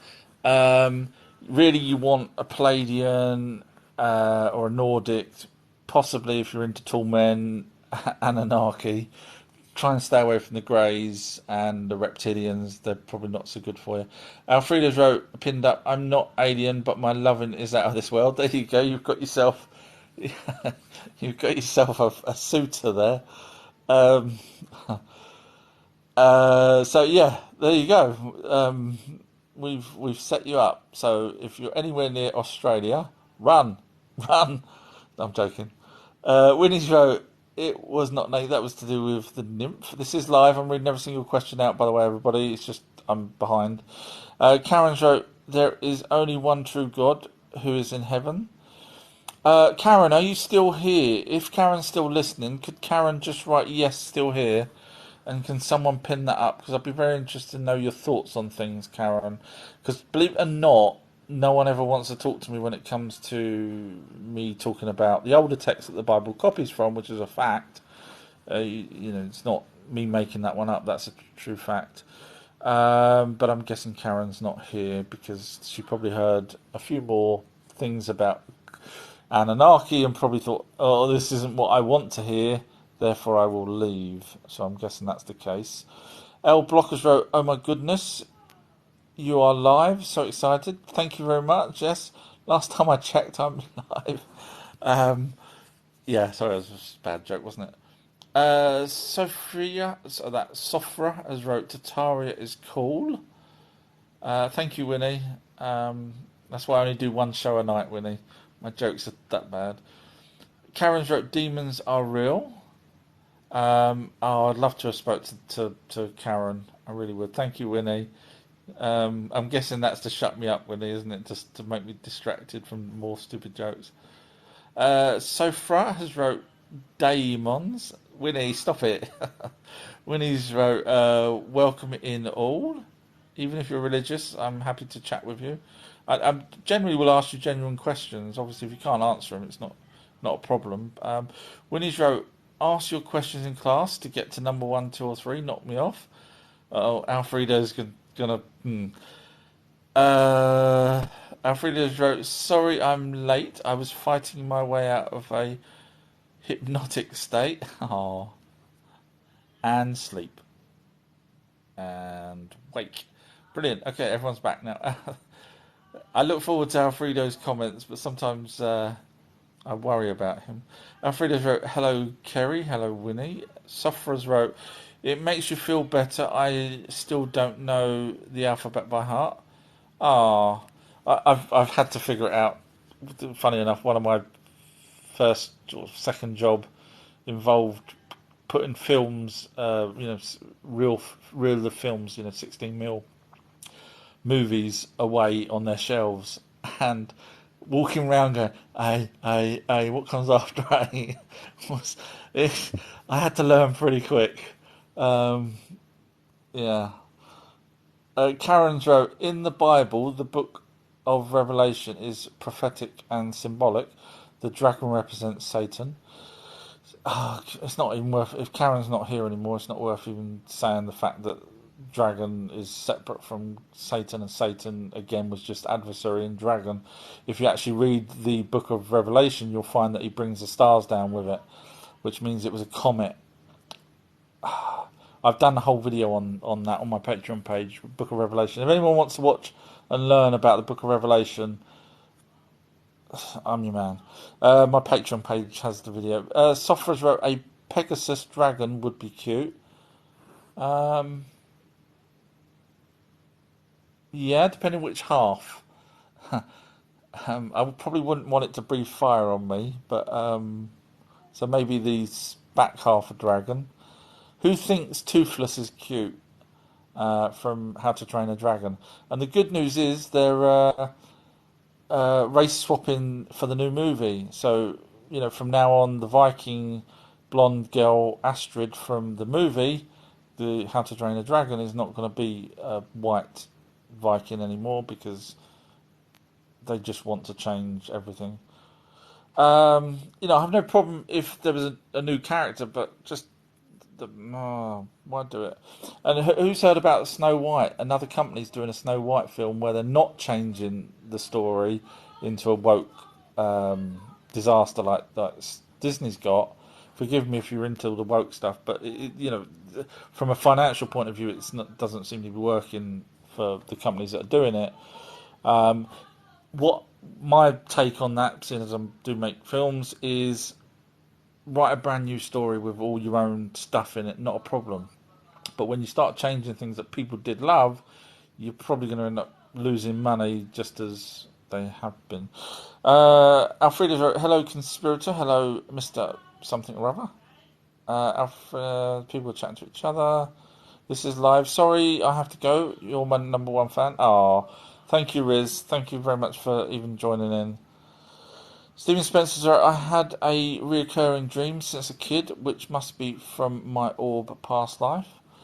Yeah, I mean, obviously you don't have to agree with me, but that's everything that I've sort of come across in my research, that it appears that the orb joins with us, not, you don't seem to have your own, otherwise you wouldn't, if you had your own, then you wouldn't have, if yours was created when you was born, then you wouldn't have past lives from someone else because you've got your own brand new soul.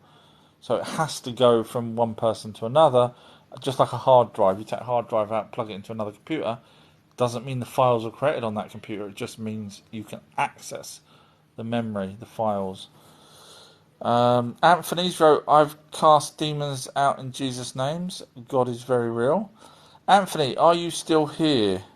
I would love to chat with you because everyone just does a runner. So if you're still here, I would love to ask you a couple of questions. You don't have to come on the live. You can just type the replies out. The amazing moderators would pin your replies so I can read them. Anthony's wrote, and I've felt God's presence.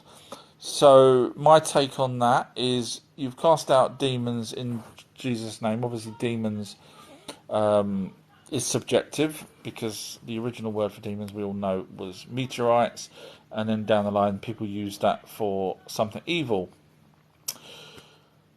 So you've cast out something evil in Jesus' name. In other words, you've said the word Jesus and felt these demons disappear. And then, so Alfredo's wrote, sir, when you say Bible, which Bible do you mean? Well, Christian Bible really, or Catholic Bible, they pretty much talk about one God. Obviously, if it's to do with Islam and things like that, then it's a slightly different matter. But um, if you're talking demons and Jesus, then obviously it's Christianity would be the main one, I would have thought. Um, sorry. Uh, and you felt God's presence. See, unless this is the thing, it's so easy to assume things, isn't it? If you assume, then you make an us out of you and me. Assume. Us, you, and me. Anyway, so what you probably felt was a guardian spirit. So, unless the presence of God said, "Hey, I'm God," capital G, O, and if you need the last word letter, it's D. Obviously, he didn't do that. God didn't give you that, so you felt a presence. You assumed it's God's presence. Let's be honest. Let's cut the rose tinted glasses. Yes, you assumed it was God because you seem to be religious, and you know why you're religious. Because if I saw demons, I wouldn't have thought of calling them shouting Jesus. I wouldn't have done that. I would have went a lot of swear words, and I would have looked in the yellow pages for Ghostbusters. I wouldn't have called Jesus. That would have probably been the last thing I called.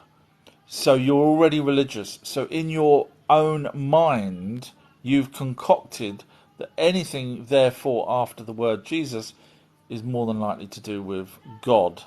So you felt the presence of God because you wanted it to be God. Let's be honest. We cut. I don't do. I kind of go straight to the point, really. Alfredo wrote, "Sir, why you never reference the Ethiopian Bible, which predates the European by almost 1,000 years." It's because the Ethiopian Bible, technically, which has the Book of Enoch in it, was rejected as part of the Bible, the Hebrew Bible, because there was a couple of reasons, and it was I think I listened to some experts on the reasons why they, not them, but why the Hebrews didn't accept the Ethiopian Bible into the Bible, and it was to do with the language. To be honest with you, from what they said. So, if that's the case, but even then, the Book of Enoch, yes,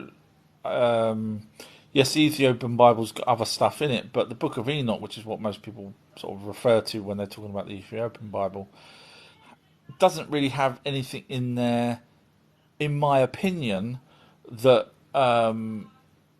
really would be any benefit in the Bible. Really, maybe it's a couple of passages of Enoch seeing someone dead and standing with an angel having a chat, obviously a messenger, and talking about. See, this is what stuck with me: is the fact that he saw a spirit leave a body, die after dying, and while he's standing there chatting with an angel, which obviously is a messenger, which wasn't, an angel. It was literally a messenger because they walked everywhere. So yeah, there's not a lot really in it for me, the Ethiopian Bible. So there's not a lot that I can go on really because it's from it's just nothing there to sort of add any credence to anything. Just from my opinion. Anthony's wrote and seen my daughter healed of Down syndrome. So what Anthony's saying here is he's felt God's presence and his daughter's healed of Down syndrome. That I would love to have seen the medical records of. Not disputing it, obviously, but I would love to see the medical records of that. Because you've got to ask yourself, and I don't mean no disrespect to you, Anthony, why did your daughter get healed by God when there's billions of other people that end up, in sometimes worse scenarios than Down syndrome. And I'm not playing light of that. Obviously, my boy's got issues.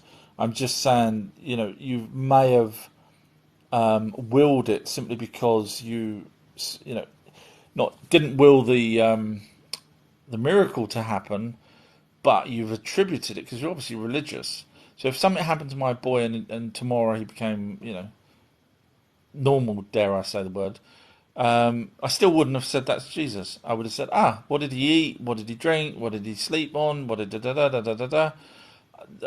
God wouldn't even come into my mind, and that's because I don't see God in that way. But you have got God in your head, and as soon as you've got God in your head, you are going to use God. If you lost your keys and found them again, would you say, "Oh, thank God for that"? You probably would, by the sounds of it. Whereas I would just go, what a numpty I was. Why didn't I put the keys somewhere better? So I'm just saying, sometimes it's a matter of perspective. Scrolling down. Oh, I know why you wrote, "Sir, your phone needs to be charged." Very clever, Alfredo. Very clever. So what he done, technically, although he pinned it, he knew that I was so far behind. I'm hoping he's thought this.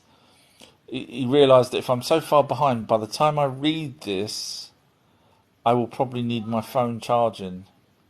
And if that's the case, Alfredo, I applaud you for thinking ahead like that. That's just genius. Don't get first in class because it's not a question, but it was very clever. Anthony's wrote is God is very real. Obviously, you're going by the Bible because obviously you used the word Jesus, whereas I go by the tablets that the Bible copied from. And I would love to have asked you questions, but you've done a runner. Alfredo's right. Of course, that's how I designed it. Very clever. You're going to start using that every time I do live chats now. Thank you, Alfredo. Very clever. Scroll down. Winnie's wrote, "Who would profess to know it all? Ending a cycle. Not me. I wouldn't know." Anthony's wrote, "I hope you all find Jesus and learn the truth." Yeah, it's not going to happen. The people back in World War One, World War Two that prayed and prayed didn't find Jesus, so it's not going to happen. Anthony, the devil and the third of the angels were cast out of heaven, space, and that's why the world is the way it is. Actually, they weren't cast out of heaven. The angels, the Ajiji, came down because they were invited to a wedding, Marduk's wedding. So they weren't cast out. They were only cast out as wrongdoers when they stole human women and went to Mount Sinai with them. So, again, read the original translation. People don't bother, do they? Read the literal version of the Bible, not the Bible that people want you to. But this person, Anthony's not gone. He's so gone with it that he will never read the literal translation. And if he does read the literal translation, he'll have in his head where it says XYZ, he'll be thinking back to the pretty much 99.9% of the other Bibles that have changed it. Literally, the only one that's not is the literal. And he'll be reading, even though he's reading it, he'll be having it in his head what the other versions have said because he's clearly read it a lot. But unfortunately, he's read the wrong versions, which is a shame. When he's wrote, "Is Clark practicing for the West End? Why can you hear him in the background?" Yes, he's singing his little heart out. He does that. He's got headphones on, and he loves his shows. So he loves Christmas because we take him to some pantomimes and things. Yeah, he's very loud. He's so loud. Alfredus wrote, "Sir, could the meanings within the Bible could have came about due to misinterpreting astrology?" Could the meanings within the Bible come about misinterpreting? I don't think so. You might be right, but that would perceive to mean that the people that's writing the Bible, even though today I had an argument with someone that said God wrote it, actually wrote it. Anyway, the people writing the Bible, for example, Moses and the 12 disciples and anyone else that translated the older tablets, would have had an understanding somewhat of astrology in order for them to mix up the other tablets that they were copying from, or events that was happening or happened 100 years before, for example, and then looked at the stars and I can't see it, and then added their own take on it. I don't know. I can't see it unless you've got something in that. Mike has wrote most is fiction. I'm guessing the person is referring to the background. I'd love Mike. Are you still here? Please, Mike. Please, please, please be here. Could you just write yes if you're still here? I just want to ask you one question. One question. That's all. Please, Mike, for the love of God. And when I say God, I'm on about me. Google calls me God. Gary's wrote, why do you think they left a hole at the top of a pyramid? So, the shafts that go up that people still frustrates me. Say, oh, they go to Orion. They don't go to Orion. They turn. That's a fact. The two shafts in the Great Pyramid both turn up towards the top of the pyramid. And the Emerald Tablet, the Lost Book of Enki translations say that there was crystals inside the pyramid, and obviously probably the water underneath that would help power it. Basically, it was a generator of some description that would beam the light out of the top of the pyramid using still a capstone, not a ben, but an actual capstone that allowed the light to go through, to go up into space, so that when the other Anunnaki came back, because the flood had happened and everything looked totally different. The continents were, as we know, a lot of places were sunk. So now they had no idea where, they didn't obviously have a sat nav or anything, so they had to explain where they were when the other Anunnaki came back to pick up the gold and whatnot. So they put a beacon up and had it as a sort of a runway, because they made these as fake peaks, which I've read the actual translations of them making fake peaks. So it was basically these mountains, and they created these two, or one peak was a mountain, and another one would have been the Great Pyramid, which is why that would have been first before Khafre's pyramid. And the beacon would have helped them show the area that they would have had to have come to. So I believe that it makes so much more sense than anything that I've ever heard anywhere else. Pirate Radios wrote, I've seen a leprechaun. I would love to hear more about that. Winnie's wrote, did your luck change? Winnie, he's not a millionaire now. I'm sure he's not. Winnie's wrote, now we have transhumanism saying potentially we could live for 1,000 years. I think, if you believe the Epic of Gilgamesh, where he meets the Upanishadam, so basically Noah had at least 3 different names. You got to remember, this was back then, and Jesus didn't have Jesus' name. Genghis Khan wasn't Genghis. People's names changed. So Noah had 3 names that I'm aware of. Noah, which is the more modern name. Upanishadam, which was the name before Noah that I'm aware of. And then Zazudra, when he was captain, he didn't actually captain the boat, when he built the ark. Now, if you believe the Epic of Gilgamesh, as well as some other tablets, so there's some other tablets which I've read the translations of, where after the flood, Enlil said, yes, let's give Zazudra long life. I think the words was eternal life, but we know it's not eternal. So give him long life. So he was allowed to have long life. Now, did they genetically modify him to give him a longer life? Because when Gilgamesh went to see him, although Zazudra was a direct offspring off of Anunnaki Enki and a wife. I know people will say, hang on, he's Lamesh's wife, but Lamesh's daughter, son, sorry. He wasn't Lamesh's son, which is why the whole description of him looked like Enki. And that's why Lamesh said to his wife, did you cheat on me with your Gigi? In other words, the younger Anunnaki. So, yes, he would have had long life, but everything that I've learned, you're looking at about 900 years max, for maybe a tad past that, a little bit plus. But, sorry if you can hear Clark in the background. So, Zazuja, sorry, Alfred has been saying, sir, is it true that because of all the couples on Ark, it was originally named the Love Boat? Alfredo, you could have just left that and I would have read it. No, I don't think it was called the Love Boat. I don't remember it being called the Love Boat. So anyway, going back to potentially changing human DNA, if you believe that story, either Noah, I'll just call him Noah, used the elixir, which he was in possession of, or certainly knew where it was because he told Gilgamesh where to go.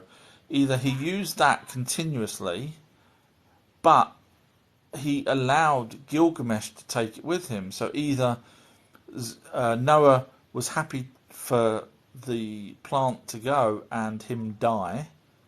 In other words, not continuously use this plant to rejuvenate, or he's used it too many times and he was going to die anyway, or did the Anunnaki Enki genetically modify the DNA of Noah to be able to live a lot longer? Because we're talking thousands of years, not just 900, we're talking thousands of years difference between the flood and when Gilgamesh, we're talking probably 5,000 years. That's a long time for a human to have survived. So yes, and I mean, if you go by the other translations where they capped us at 120 years, is it possible to extend our life? So I guess the answer to your question or point is it's possible, I guess. Yeah. It's a good point. Go number 4 in the class for that, Winnie. So Alfreda's wrote, sir, when you say which bite, I read that one. Winnie's wrote, that's the Matrix boss. Eat, sleep, repeat. Yeah. Kerry's wrote, do you think the Bible authors found the Sumerian tablets to write it, or maybe oral stories? No, I think they look. It's a really good question, actually. Go number 2 in the class for that. If we found the tablets, and you have to remember that it's not just one tablet. So, for example, there wasn't one tablet of the flood story.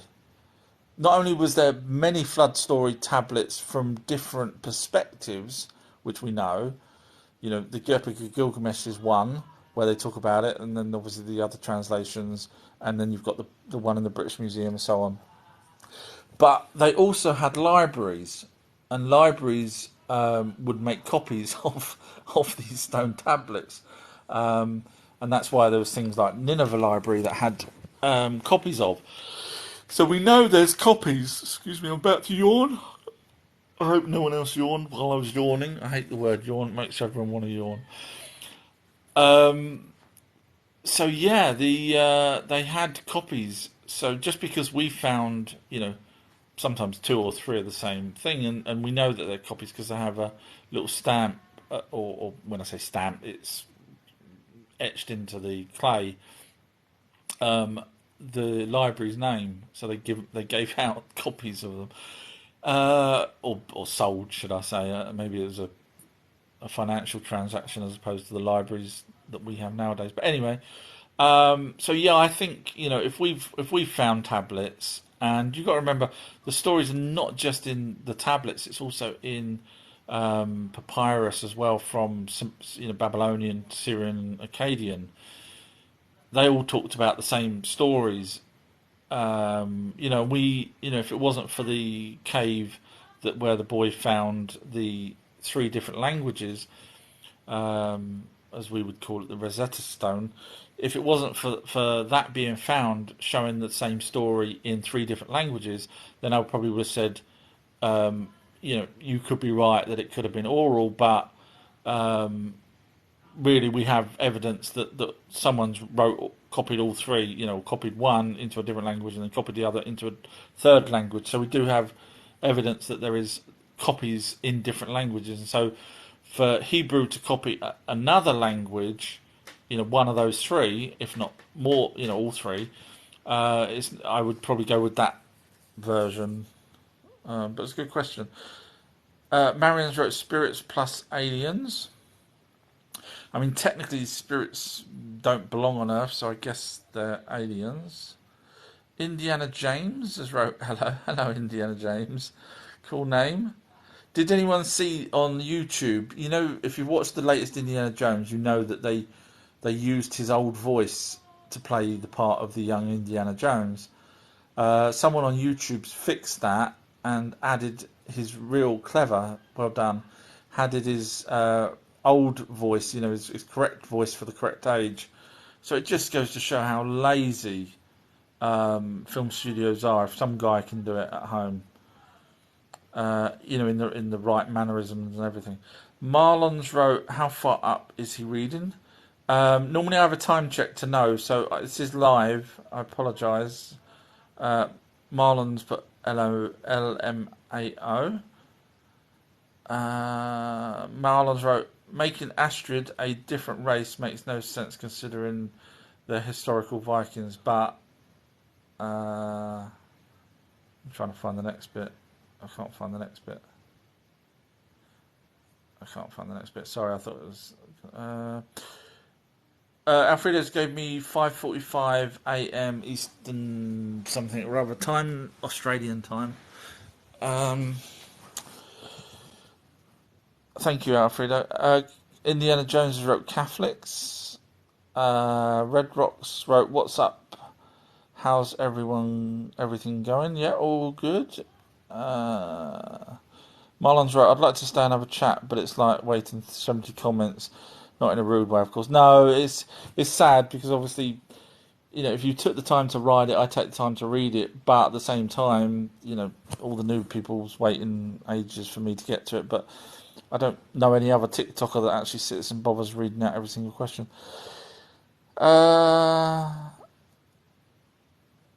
Indiana James has wrote, Catholic Bible has 7 extra books than the KJV, King James Version. And they continue to change as it goes. Marlon's pinned up, I'd like to stay and... No, it didn't pin up. Sorry, it just moved. I thought it was pinned.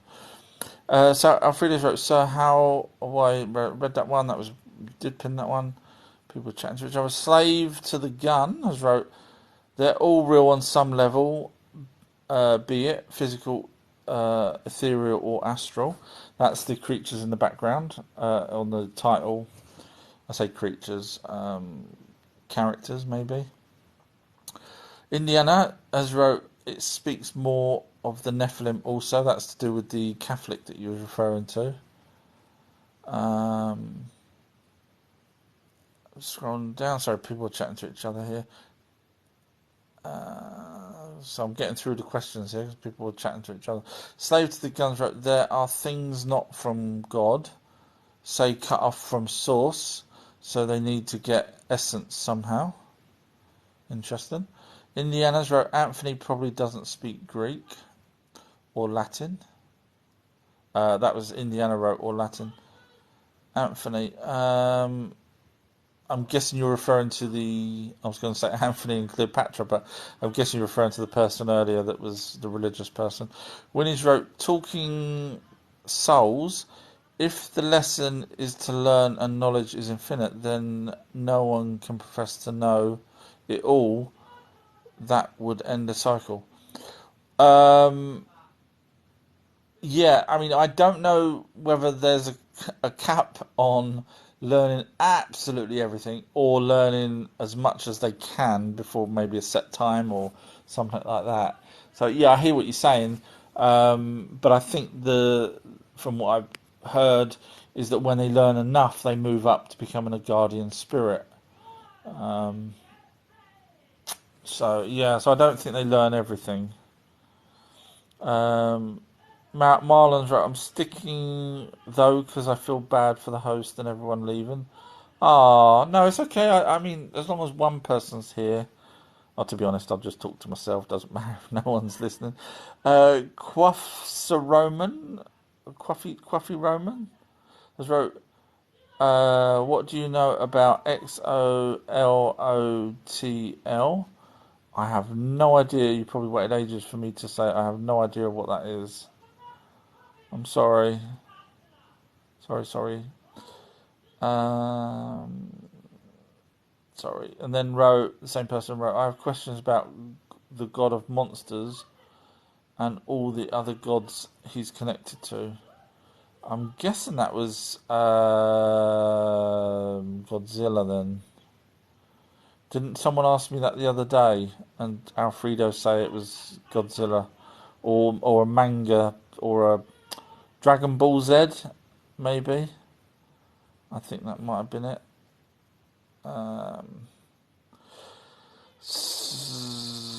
Read that one. That was Love Boat. Slave to the Guns wrote, the longer years in scripture are not how we date, but the lunar calendar.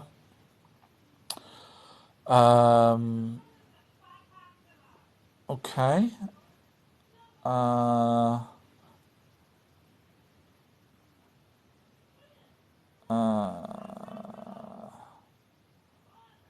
Well, so I'm just sorry. I'm just trying to think. I'd like to ask you a question about that, but when you say the lunar calendar, so what is a year then in the lunar calendar? I'm interested to know. I'll be going somewhere with the train of thought on that. That's why I'm asking. Winnie's wrote, it was full of sea men. I'm not sure what was full of semen, Winnie. Hopefully it's not the nymph. Oh God. Trust you to lower the tone, Winnie, for crying out loud. Go stand in the corner of a round room. Henry's wrote York or Lancaster. I'm guessing you're asking if I'm from York or Lancaster. I'm not. Not near them, I'm afraid. Marlon's wrote no, I yawn. Yeah, I hate saying the word yawn. No, because now you start me off again. Hang on, everybody. Don't yawn. Don't copy me. Don't. Every time. Sorry about that. Every time someone says yawn. Alfreda's wrote, I never yawn when others yawn. I'm unaffected parasympathetically. Quaffy's Romans wrote XOLIT, blah blah blah, is Judas, Loki, Yama, Hermes, Thoth, Anubis, etc. As the Quetzalcoatl is Jesus, Boulder, Dionysos.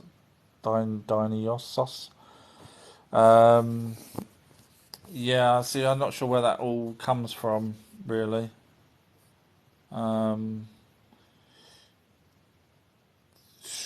I'd like to know, if you're still around, where that all comes from. If you just tell me where the information comes from directly, not YouTube or anything like that, where that information comes from to ascertain that all those different characters are the different characters for different names, for different areas, for different time periods.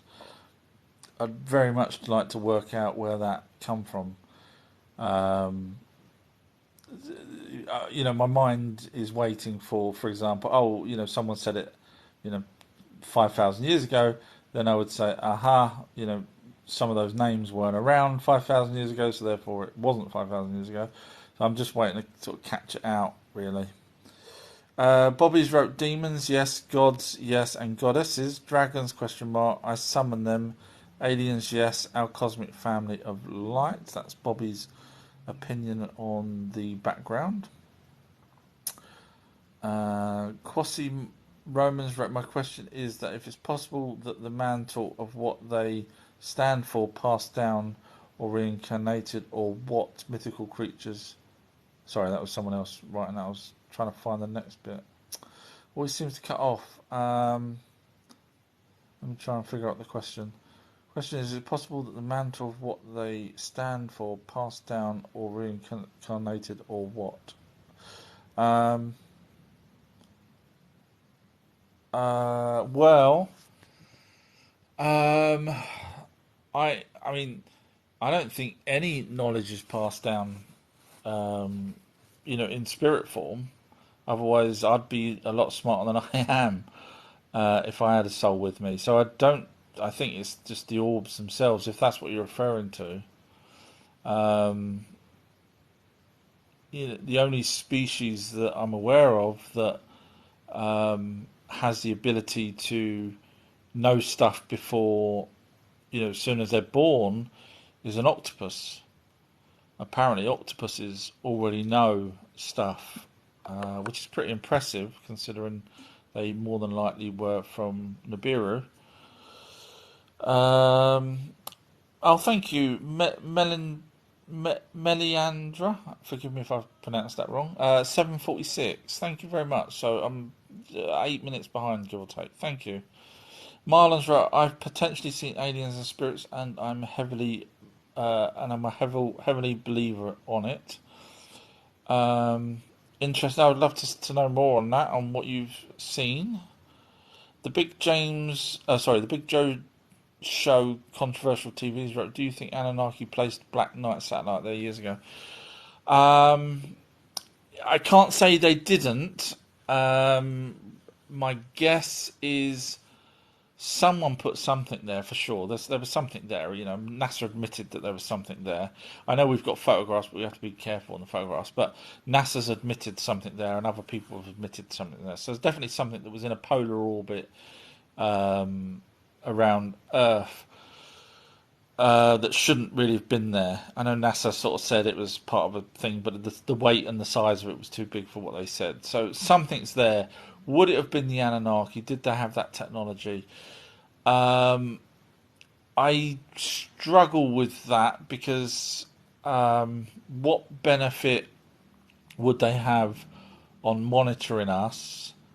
Would it be like a laser that goes around the planet to check whether things are leaving? Are they waiting for us to leave? But all they have to do is come here anyway. Probably are already in communication with the leaders, and I don't think some of them probably even left. Is it a relay satellite for communication? Could be. So I guess it could be. It's really hard to say. Forget the stories that people say that it's been there for millennia and billions of years and all this kind of stuff, because we've got no evidence of that.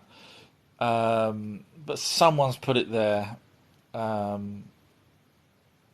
or it came from outside our solar system many eons ago, and got trapped in a orbit around our planet. I guess that's possible, but so I don't know really the answer to that. I can't say. The Wizards wrote, any records of Anunnaki visiting other inhabited worlds around the same time frame? No. Well, I mean Mars. They stopped at Mars, and Enki and Enki and Marduk went to the moon and sat there for, I think, a period of time, probably a month, but for them it was probably 2 days. Because of the way they sleep. So yeah, I've never read anything for them going outside of our solar system. So the chances are I mean, I think the furthest they ever went was the asteroid belt until they came to Earth. So I don't think they went anywhere else at all. The Big Joe Showers wrote, love your lives, your content. I'm going to join your Patreon page. Oh, bless you. Thank you. There's, I just put up, well, so I didn't even advertise it. I just put up the second part of the Billy Meyer video that I did. So I did it in 2 halves. And the first half, I'm just going to walk to go and plug my phone in, actually, because there's some brilliant questions. And I don't want to cut people off. Sorry.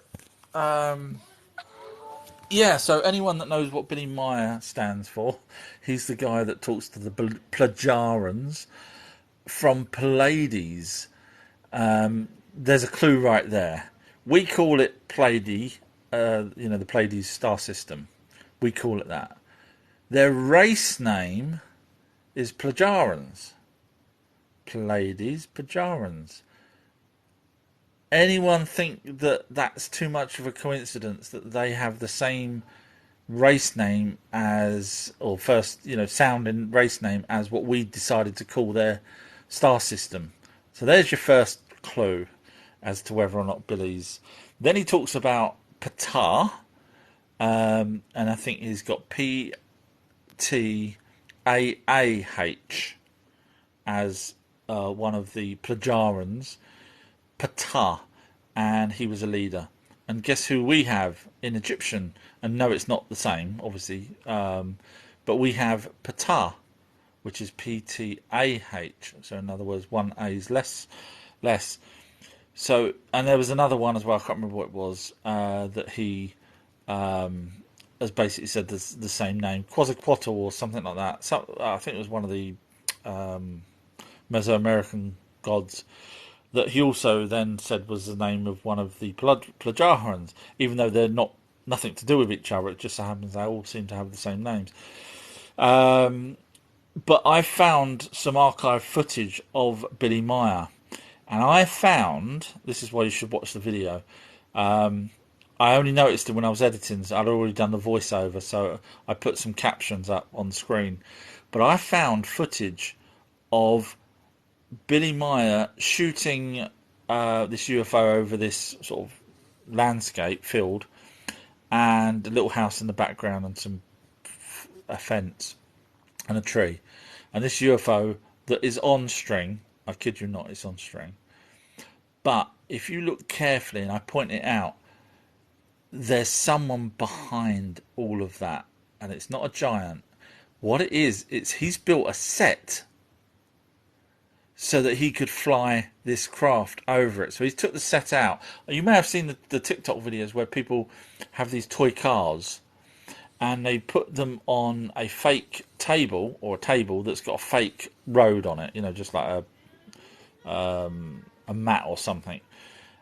But in the background is the real, buildings or whatever. And with the right angle, the cars look like they're parked in front of the building. He's done exactly the same thing, and I caught someone moving in the background behind this mountain. So obviously that straight away gives you a clue where I'm coming from, where I think Billy's going with it all. So yeah, so if you go watch that latest video on my Patreon page, I think "bang to rights" is the word we're looking for, and I show other footage, again very rarely seen footage of him pulling, and I'm good. So there's a bit where a UFO is coming towards the screen, and if you pull, if you're pulling the string, which he obviously was, it stops for a second, then he grabs some more string and pulls it. Grabs, pulls, stops, moves, stops, moves, stops. Just in time for someone to be pulling the string. So my Patreon page has got some damn good videos, and I'm very proud that I've found that out, that no one else has seen that person behind the bloody set. So so my Patreon, even if you just pay for, I know you have to pay, but even if you just pay for it once, you get 100 odd videos that no one's ever seen half the stuff that I've ever spoke about. Just cancel it 2 minutes later. You get an audio book which is worth £18, £18 on Audible. I'm allowed to put it on my Patreon for the guy. So it's well worth a couple of quid on that Patreon video. A 3-hour documentary on spirits with evidence. Easter Island. The list just goes on. Mermaids. Okay, Marlon's wrote he's caught up. Thank you, Marlon. Yeah, nearly there. Sorry. Slave to the Gun has wrote I study the occult, symbology, grimoires, demonology, etc. Okay, so you're well more versed than me because that's the subject I don't look into because I find that children end up being involved and getting hurt in some way, and so I stopped looking into that. So you, I'm sure, have far more knowledge than me on that. Alfred wrote, Sir, do animals experience reincarnation? Oh, good question. So number 2 in the class for that one. A lot of people moving around in the class today. Um, I from speaking to clairvoyants and mediums, certain animals do have souls, and they cross over. They're on the other side, according to mediums and clairvoyants. Obviously, I've not seen not seen a dog, and I can't ask a dog a question. But dogs, cats, horses are 3 of the main ones that they've said that cross over. I still haven't looked into whether or not dogs, cats, and horses have pineal glands. Something I should do. But whether they have reincarnation, I would imagine they would. I imagine they would, because if a spirit needed to join with an animal in the first place, then why just one? Why not go through it all? But my argument in the learning process of this is what I argue with myself, is if they're learning, a dog won't understand where it's done something wrong. A dog might, you know, bite someone's lip, and it won't learn from that.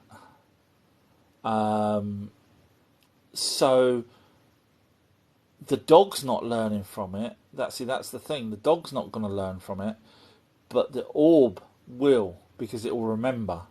So the dog. See, years ago I used to say, well, if animals are reincarnated, because I believed that they had their own soul, and their soul would. I didn't think logically.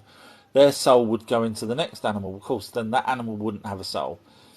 Because now, so it has to be a different soul. But back then I thought that if an animal had a soul, how does it learn? Because you're supposed to learn, or that's what I thought, that's what I heard years ago, that you have to learn so that when you go to another life, in fact, I when I was way younger, because I've been studying this for years, one of the things I heard was, you will become what you hate the most.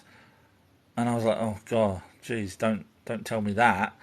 So, in other words, for us to learn, but it's not the case. When you look at the studies done by Virginia University, there is no rhyme or reason to who the next person is. But generally, they're not too far away. They don't need a plane. That's what Virginia University said. The people that were remembered their past reincarnations were generally on the same continent. So yeah, so I suppose they must reincarnate, really. Otherwise, there's no point in just going with it once, with an animal once. Kerry's wrote, did the Anunnaki have light energy beings and not just discovered until humans? So yeah, I have mentioned this before, so I can't put you in top of the class, but I think they had spirits, but didn't know how to communicate with them. Simply because Thoth wouldn't have went to town, the Book of the Dead wouldn't have went to town, so I think they were aware of them but didn't know how to communicate with them until we came along. So yeah, James has wrote, is the moon a real moon? I believe it is. Yeah. I mean, I know there's people out there say it's plasma and everything else, but as far as I'm aware, plasma doesn't have gravity, as far as I'm aware. And of course, we have tides that just so happens to match the cycle of the moon. So, yeah, I think it's real, and I think there's enough people out there with telescopes that have seen UFOs going in and out of craters to say that it's a real object. So yes, I would say it's a real object. I mean, they talked about it in the Enuma release, which is in the British Museum, thousands of years ago. So they were even talking about it. Steve has wrote, why Have we been fed lies about our history and been made to believe their fairy tales? Power. It really is power. Are they going to let us know that there's aliens flying around with anti-gravity craft, that they now have the same capability? You don't have to pay for energy. What benefits that to them? They're the ones. There's only a handful of people really that rule the planet in the big scheme of things. The banking, the media, the petroleum, pharmaceuticals. Once you realise there's only a handful, some people say 13 families, then what's the point in, giving all that information out there to people like me and you? None. They will not be in power anymore. And being in power allows them to depopulate the planet when they want to by controlling the media, controlling the pharmaceuticals, if you know what I'm saying, controlling the currency, because one day we're going to get to a point where your bank ain't going to... Thank you, Blue Moon Sigma. Oh, that's nice of you. You're going to get to a point where you will not be able to access your money unless they force you to, or coerce you to take whatever it is that they're offering.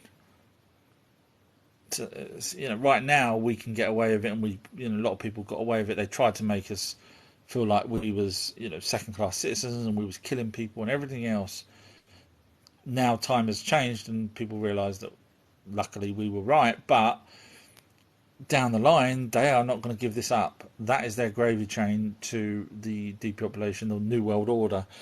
And so they're never going to tell us that there were giants back in them days and aliens and everything else. They're just not going to do that. Winnie's wrote, what's your take on exorcism? Good question. Go number 4 in the class for that. Wow, it's been a night for good questions.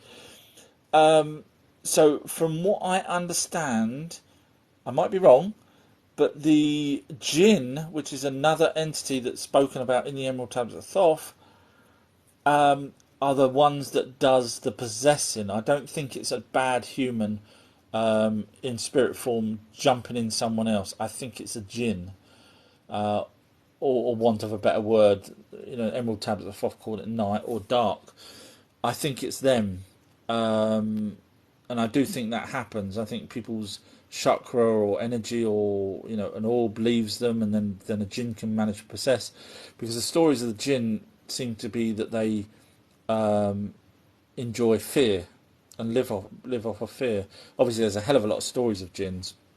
I mean, you could literally type in "what do the jinns do" and they will actually, there's so many people out there that will just give you so much misinformation and tell you literally everything. They'll say they're shapeshifters, they can inhabit animals, and how do they know they inhabit a snake? There's stories of them saying that a snake was possessed. Why? Because it was chasing you. I mean, seriously, how the hell do they know it was possessed? But there's, you'll find all that bump on the internet, so you have to weed out all that crap.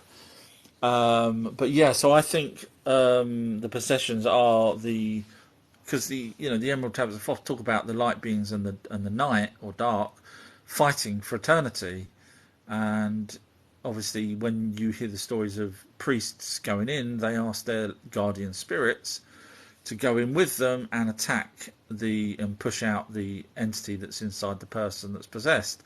So so that's not me making all that up. That's what I've heard from people that do exorcisms.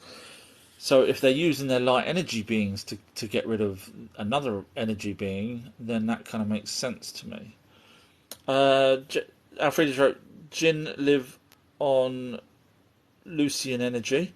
Yeah, like I say, you'll hear that they literally, you type it in and you'll find the jinn do everything from according to everyone. But I kind of go by the people that sort of dealt with them, such as exorcisms. Big John has put, Big Joe, my bad, has put thumbs up. Thank you for that. This is live, everybody. I'm reading every single question out. Alfreda's right. I told you your phone needed charges 40 minutes ago. Yes. Too smart for me. Winnie's wrote 8:03, so I'm 13 minutes behind on the questions. Thank you very much for the time check. I don't remember seeing Jane tonight. She normally gives me the time check. Your mama has wrote, tried to pay, several times, just didn't seem to take your Patreon. Wow, that's interesting. That's really scary and sad, isn't it? I do have those same videos on my TikTok. So if you want, it's only a one-off payment. But I've got two series, so technically two payments. But so because it's the way TikTok only allows certain videos, but one's really cheap. Well, they're both cheap. So anyway, so if you go to my click on my once we finish, click on my profile picture, and then look pretty much straight away underneath before you get to the videos. It says, "Oh, thank you, Blue Moon." It says you should do this as well, Blue Moon. The series. You've got series, you've got liked and all that kind of stuff. There's a button there for series, and there's a button for shop. Click on the series, and you'll see 3 series that's there at the moment. Series 1, which is a lot of what's on the Patreon page.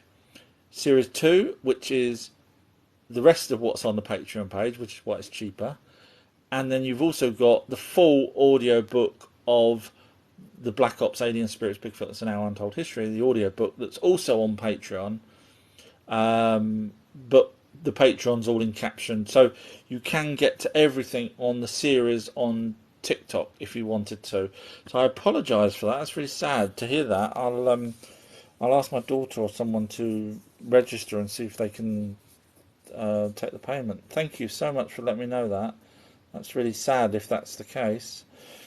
Slave has wrote, "Don't hear what you said to my comment went quiet." I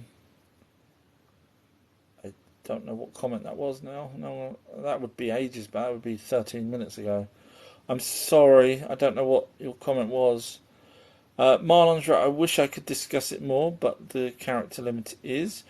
Well, next time I do a live, ask to join. I probably won't be on too much longer. I did want to watch Expendables 4. Probably not going to be able to do that now. Alfredo wrote, "I'm sure my dog is waiting for..." Oh, bless. I hope so. I hope so. That would be lovely. Kerry's right. "I had a medium contact my dog who passed. She was accurate." There you go. See, so dogs seem to be sticking around, which is lovely. Jen X is right. "I guess our true history will be Bill Gates in the next life." Yeah, the person I hope the most. Very clever. Well done. Yeah, so you guys are very on top form tonight, aren't you? Slave to the gun is right. "Our animal spirits are all around us." I can't argue with you on that one. I know if you went with the sort of Native Americans, obviously they had, that's what the totem poles are. They had spirits as animals. Steve has wrote, "Do you believe that orbs influence us or just observe?" Observe, except for when the stories come out where people, for example, was falling asleep at the wheel of a car and suddenly they hear a voice and it shouts at them, "Wake up!" and there's no one in the car, or they sometimes feel a jolt and the car's wheel's been turned and they look and see a hand, just a hand, turning the wheel and then it disappears. So I think that's the point when a orb comes out. And I also think that sometimes you can probably astral travel within the orb at night or when you're meditating, for example.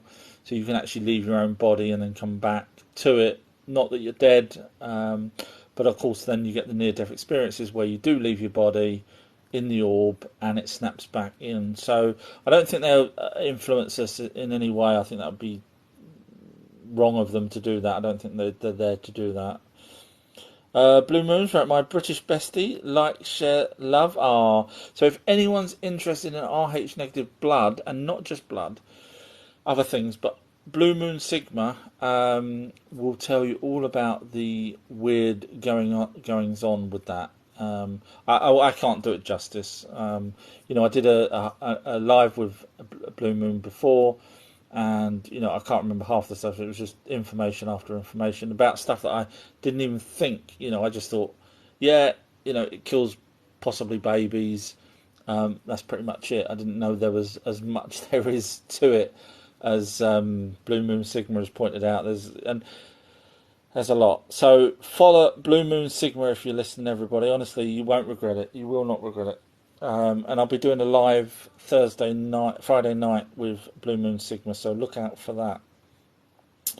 Alfreda's wrote, Sir, are you aware of the footage of the solar eclipse where it appears a door opens in the moon? I'm not. I would be very sceptical on that. Very sceptical. I mean, does it look like a door, a conventional door that we would have? And the reason why I'm sceptical on that is because, if it's a door where it swings on hinges, then that would require a frame for the door to hang. If it's Star Trek doors, you got to remember, just because we're here where we are right now, doesn't mean that's where they will be in the future. So a Star Trek door that, yes, sound effects included tonight. Well done. That's another type of door. Obviously, you've got Hobbit doors, which are circular. So I'm just curious to see, is it a man-made style door? In which case, is it someone messing around with some CGI? So I'm just curious on that. Our true Blue Moons wrote, reminding everyone that we're doing a live this Friday. Alfredo wrote, yes, it looks like a standard door that is open for a second and shut. Yeah, I would. Yeah. Yeah, I think you probably guessed my opinion on that door then straight away. Blue Moon has read that one, 7 p.m. UK time, which is 11 a.m. West Coast USA time. Blue Moon's wrote, love, share this live. Oh, thank you, Blue Moon. Blue Moon's wrote, same again, repeated that one. Blue Moon's wrote, not sure what the Australian time is for that live. I'm sure Alfredo will probably work that one out. Scrolling down. Marlon's wrote, shapeshifters are real. I would love to know. Let me see if Marlon follows me before I be rude. Doesn't say follow back. Marlon, you say they're real as in you're giving sort of a fact across, because I'm very careful. You've probably heard how careful I am when I say things. So if you could just point me to the evidence that shapeshifters are real, because obviously you've got the evidence, otherwise you wouldn't be telling me the evidence. You'd be saying, I believe shapeshifters are real. So if you could show me the evidence of that, because you've got it from somewhere, please don't show me YouTube, because then it's not really evidence, in which case you should wrote, I believe. So if you could show me the evidence, I would love to know. I've never seen any, so I would love to see this evidence of a shapeshifters. Thank you, that'd be cool. Blue Moons also wrote, Jin, Hatman, 12th Teg, Cuckoo might be the same things. So if anyone's also interested in the Hatman stroke shadow people, because I think it may cross over, or at least people may believe it crosses over. If you're interested in any of that, Blue Moon Sigma, as I say, is well versed in it. In fact, so much so that she's involved in a film project of the Hat Man. I'll let her explain on her own channel, but again, I wouldn't probably do it justice. But if you believe in the Hat Man or are interested in it, do follow Blue Moon Sigma. You trust me, compared to seeing whatever you see on TikTok popping up, Blue Moon is one that you will always want to listen to. She's methodical and factual. It's great. I can't praise her enough. Slavers wrote, you can invite a demon just by speaking its name, so be careful. So the problem with that is, if you believe people like yourself, where they believe that there's such a thing as a demon, even though no one can actually describe a demon. You can't describe a monster, you can't describe a demon. But let's just assume that everyone else is right and I'm wrong. So if everyone else is right, then every single alien race out there is a demon, because that's what people have said. So if they're wrong, why can't you be wrong? But if they're right, then if I say their name, demon, I'll get an alien come here. Hasn't quite worked. So remember the original name for a demon is meteorite. That's the original. Goes way back. Oldest texts talk about meteorites coming in, but they called them demons. And a dragon was a comet. You can go look at the Book of Revelations. Go look at the ancient translations. Go look at the translation books called Myths of Mesopotamia. The list goes on. You can see that I'm right on that, and so is Sitchin. So when you say demon, I would say no such thing unless you think something's evil. Same as a monster, something scary. If I said to you, why isn't a monster demon? You'll say, because a monster's just scary. That's all it is. But people just seem to want to believe in stuff. Marlon's wrote, do you know if a jinn has a certain look? That's a really good question. Go number 3 in the class for that. Really good questions tonight. So I would say, from everything that I've read from ancient time, not modern, on the internet, you read, they'll tell you everything on the internet. But going back to sort of the Arabic times and the Chinese times, because that's where the actual original story of the Aladdin comes from, believe it or not. It wasn't an Arabic story. In fact, Disney even made up Agrabah and all that lot. No such place. But so the jinns inhabit inanimate objects. Obviously, they try and probably inhabit animate objects as well, but that's where you get the genie in the lamp from. That's the story, the jinn in the lamp. So do they have a certain look? I would say that they are energy beings, the same as the light energy beings that join with us, the spirits, the good guys, if you want to call them good guys. So I would say they're energy beings. Now, that being said, if they are dark and night, like the Emerald Tabs of Thoth, then I would imagine them being darker energy. In other words, maybe black or brown, or a darker colour, as opposed to the light energy beings. So when we see an orb, what colour do we see it? It's normally bright. So maybe the jinn are darker ones. And now, if you go back to the orbs, once a person dies and is in control of that orb can do a couple of things. It can manifest itself into a human form just by energy, and it can also become ectoplasm. If people are doing seances and stuff like that. So let's assume that's correct. Then why can't the dark ones also manifest themselves into a shape? I guess it's possible. So if it can manifest itself into shape and it's dark, would it not scare us to hell if we saw something dark, shadowy looking coming towards us? Probably call it a demon. So maybe it does have a look. Maybe people perceive it as what we would call a demon, from the fact that it may be able to manifest itself into a look. So good question.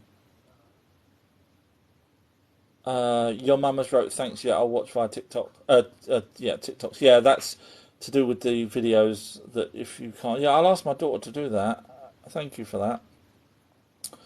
Winnie's wrote, what if a psychosis of sorts... Sorry, what if it's a psychosis of sorts and is still seen as demonic or vice versa? So another good questions tonight. Go number 4 in the class for that. So I go back to that person, Anthony, where he had it in his head that he'd felt God. Didn't know, he just felt God. And so if, as you say, psychosis, if you maybe have a position of, like there's a person on here that was talking about following satanic or looking into satanic and that kind of thing. if maybe you've done that a lot and then you have a psychosis episode, could that not be brought forward into your psyche? So, for example, when I possibly had my alien encounter, I had been researching for 30 odd years at that point. So when I thought there might be a grave beside my bed, I felt paralyzed, and I really felt paralyzed and I couldn't move. But was it just me portraying that? Because obviously that's my thing. Now, I wouldn't have had God standing there. I mean, ideally a naked woman, but no, I had little frickin' grey. So, so, um, so yeah, I see your point. It's a good point. Alfreda's wrote, that's thing. Thank you, Winnie. That's thing from the Adams family. Oh, the hand pulling the car. Yeah. Winnie's wrote, my payment went through okay on Patreon. Ah, thank you, Winnie. I think you might have done yours before this person may have tried, maybe. Slave to the Gunners wrote, ancients used to tattoo animals to gain their animal's strength. In a way, it's a contract. Interesting. I wasn't aware of that. That's interesting. Thank you for that. Blue Moon Sigma's... Alfred has wrote, Blue Moon Sigma is most impressive. Don't give me the heart, Blue Moon. Give it to Alfredo, or give it to yourself. Really, you're the one that's amazing. Alfredo wrote, "Yeah, it looks like a standard door." That is, I read that one. Slave, this is live, everybody. I'm reading every question out. Slave wrote, "I encountered shadow people when I self-induced sleep paralysis." Follow Blue Moon Sigma. She's been doing so much research into this. Honestly, you might learn something from her, or be able to talk to her and give her your experiences. Slave to the Gunners wrote, no, ETs aren't cut off from source, demons are. And then Slave wrote, I believe you. Slave wrote, demons have names and sigils. Not heard sigils before. Alfredo wrote, Blue. Is it possible you are seeing hypernagonic or hypernagonic visions? I swear Alfredo makes me read out freaking words I can't pronounce. I swear he does deliberately. You're going to lose a position if you keep doing this, Alfredo. Keep it simple. Yes, no, simple words, nothing longer than 3 letters. Sean has wrote, have seen Hatman in my dreams sleeping on a church pulpit for the night. Sean, if you ain't already following Blue Moon Sigma, please follow her. She's they're doing a film about the Hatman with her involved. I mean, you can't get much, from a major studio, so you can't get much. She's been, I can't. Yes, if you're not following Blue Moon Sigma, who's here now on this thing, she's underneath you. In fact, on the questions there. Thank you, Blue Moon. Sorry, I'm just trying to get people that are, yeah. Sean has wrote, demons aren't evil no more than man. Interesting, because 99% of people that's been on my live chats tell me they're evil and they're here to do us harm. So which one's right? I don't mean to sound rude to you. I'm just saying, if we went by everyone's perception, then we'll end up all over the place. So it's a tricky one. But again, demons really, in my opinion, are just a jinn, but people are calling them demons, even though people now call everyone a demon, including every single alien race, even poor little E.T., who all he wanted to do was go home, but now he's called a demon. That's very unfair. Poor Elliot. Blue Moons wrote, there are still over 300,000 Sumerian cuneiform tablets still not translated. Probably more than that from what I've read, but definitely, yeah. Alfredo's wrote, Monster was my dog's name. Purebred English Staffordshire Terrier. Rest in peace. Was he a good boy? Obviously the English staff, the staff has been known to go off the rails occasionally. Kerry's wrote, got to go, guys. Much like, oh, bless you, thank you.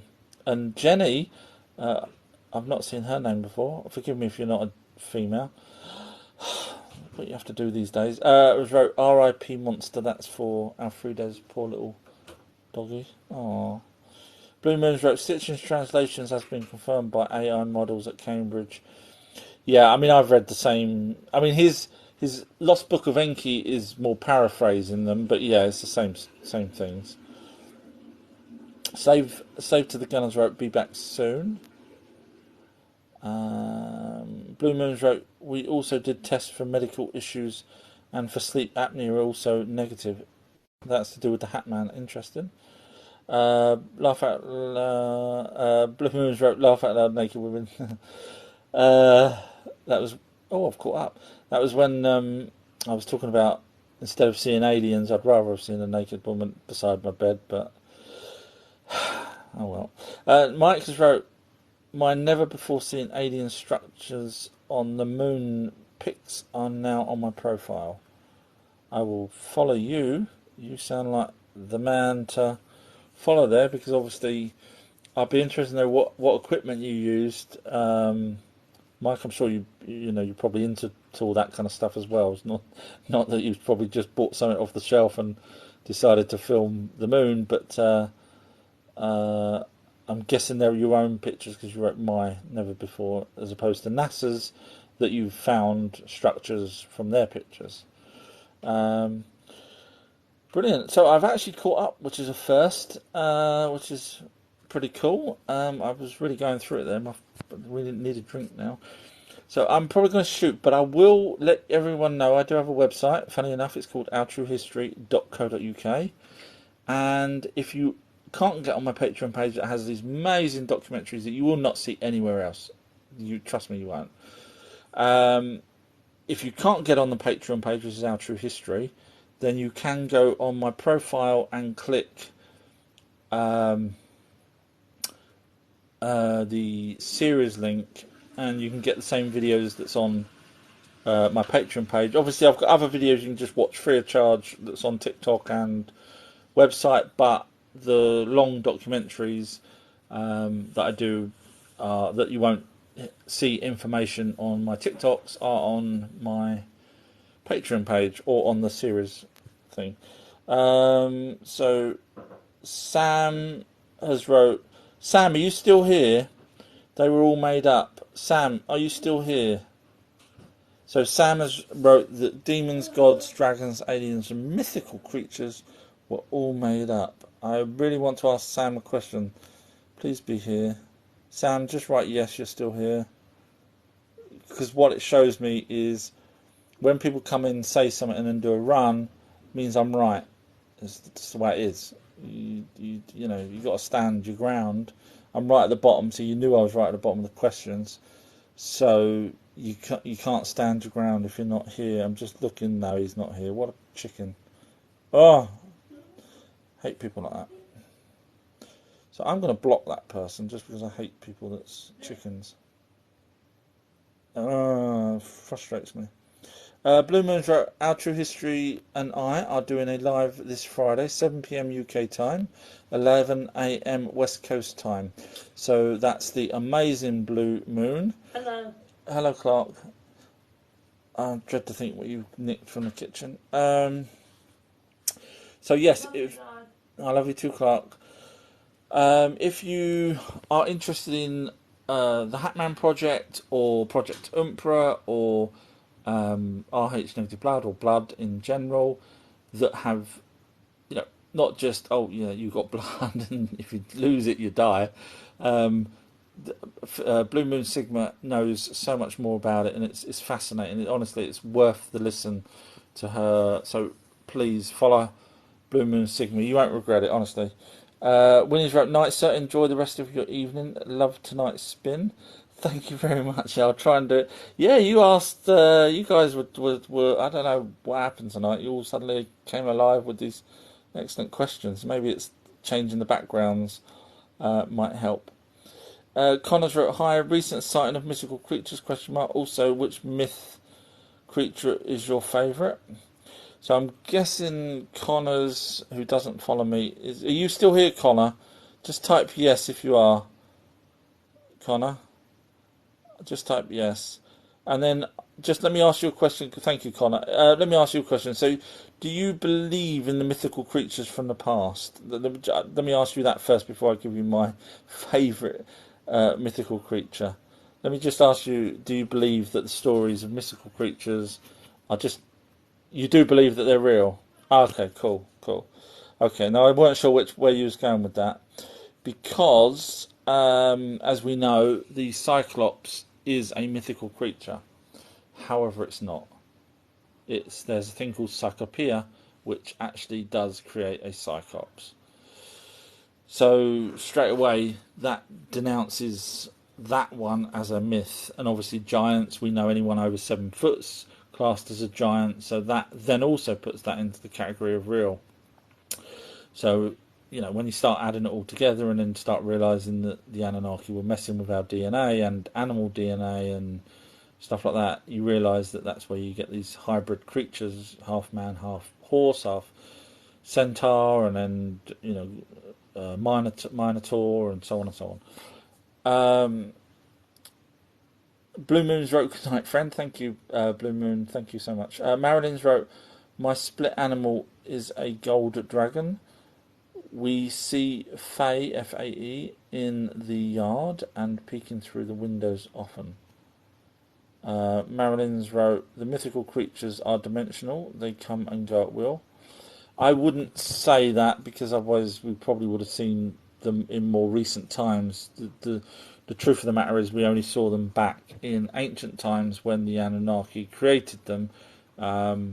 We've got enough evidence to show that the Anunnaki definitely mixed with DNA, because we're here, and we've got evidence to prove that we were genetically modified, because we've got the fused chromosomes, and we've got the Rh negative blood that we shouldn't have. Talked to Philomena about that, and the list goes on. So I wouldn't say they're dimensional. I would say that they were physically created by the Anunnaki, and over time they died out, either because they couldn't breed or he only did one of them. Blue Moon's wrote, my favourite is a phoenix. Have never seen one, but Chinese history is full of them. Funny enough, Blue Moon, I was reading the Sumerian tablets, and they have a creature that on their planet, which is basically a phoenix. They don't call it a phoenix, but it's basically a phoenix, which was translated as a phoenix here on Earth. So you've got to wonder whether they brought that creature with them. So yeah, so that's where the phoenix stories come from. Them. Winnie's wrote, my fave is Puck from Midsummer's Night. I haven't watched that. I'm guessing that's a chick flick.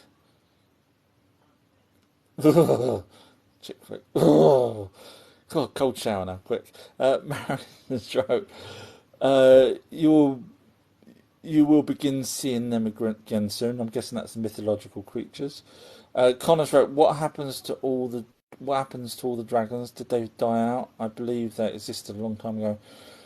I can't help but think that dragons was ended. So the original name for dragon was comet. There's enough evidence of that. But down the line, I think people used the name dragon, same as they used the word demon when they hijacked it. We do now. We hijack names all the time. So I think dinosaurs were dragons.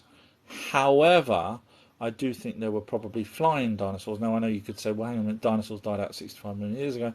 But I think there's enough evidence out there with the footprints and the carvings, the Ica stones, the camera figurines, and so on, that dinosaurs didn't actually all die out 65 million years ago. And so I think there were probably some flying dinosaurs that were still around and were, also categorized as dragons. So yeah, I don't know about the 6 appendages. I still struggle with that. I'm not saying they didn't, but a wyvern with 2 legs and like a bird, 2 legs and wings, yes, or arms, if you will, for a wyvern. But 4 legs and then 2 arms. I don't know. I struggle with that simply because we don't seem to have anything of that type as a mammal or lizard. There is a lizard that actually has wings. It's called a Draco, but it's technically not appendages as if an extra pair of arms. So I think maybe dragon. The fire breathing part's interesting because the story of Gilgamesh, he does come across a creature, but he doesn't say it's a dragon that breathes fire. Now, I actually think it's a sentinel of some sort to stop him from getting into the labyrinth in the story. So, Connors wrote, or evolve not needing a use of wings. Yeah, possibly. Marilyn's wrote, they were here in the beginning of the creation of this realm before Anunnaki. So that's Marilyn talking about the myths, the mythical creatures such as. Now, I do kind of agree with you, Marilyn, on some of that. I don't think, the harpies and stuff, because I think they were. Well, I mean, if you look at the mermaids and you look at the carvings of the mermaid, because we've got some really good clear carvings of the mermaid, they're actually Anunnaki top half and fish bottom half. So, so for an Anunnaki, and they're even wearing the turban, so, and the beards. So if the mermaids were mythical creatures that came through a different dimension, then they probably wouldn't look like the Anunnaki. So it looks clear that the Anunnaki genetically modified a fish species to have, an upper torso of their own kind. I've done a documentary on that in length on my Patreon page if anyone's interested.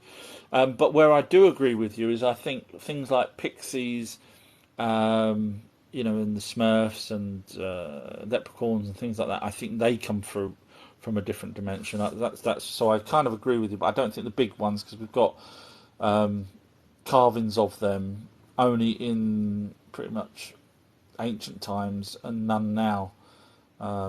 Whereas pixies and leprechauns, people had seen them till 200 years ago. So in fact, some people said they saw them about 50 years ago, but are they claim seeking? But certainly around the world, people just over 100 years ago have seen little people. I mean, tiny people.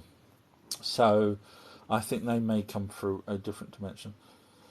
Alfreda's wrote, Sir, does the Megalodon still exist? I'll ask Jason Statham that, but I don't think so. I mean, I think I know that the ocean's massive and everything else, but they can track where whales are and they can track sharks. So if there was a Megalodon, I can't help but think. I know they obviously have to find the sharks to track them, but I don't think so. I wouldn't have thought so. I mean, that would probably be the apex predator then, because technically the apex predator is the killer whale. It has the strongest bite per square inch of any creature on this planet. So, if a megalodon, which would be bigger than a killer whale, came along, then that would be. I don't know. I can't help but think. The sea stories of giant squids. Yes, we can understand that because we do have giants. We found giant squids. All right, may not be as big as the images they drew of the kraken, for example, but we do have giant squids. So we kind of can say, okay, well, maybe they embellished it, maybe it was a smaller boat, but there's no stories of megalodons that I'm aware of in our recent past. So I have a feeling the megalodon probably died out, or evolved really into the modern shark.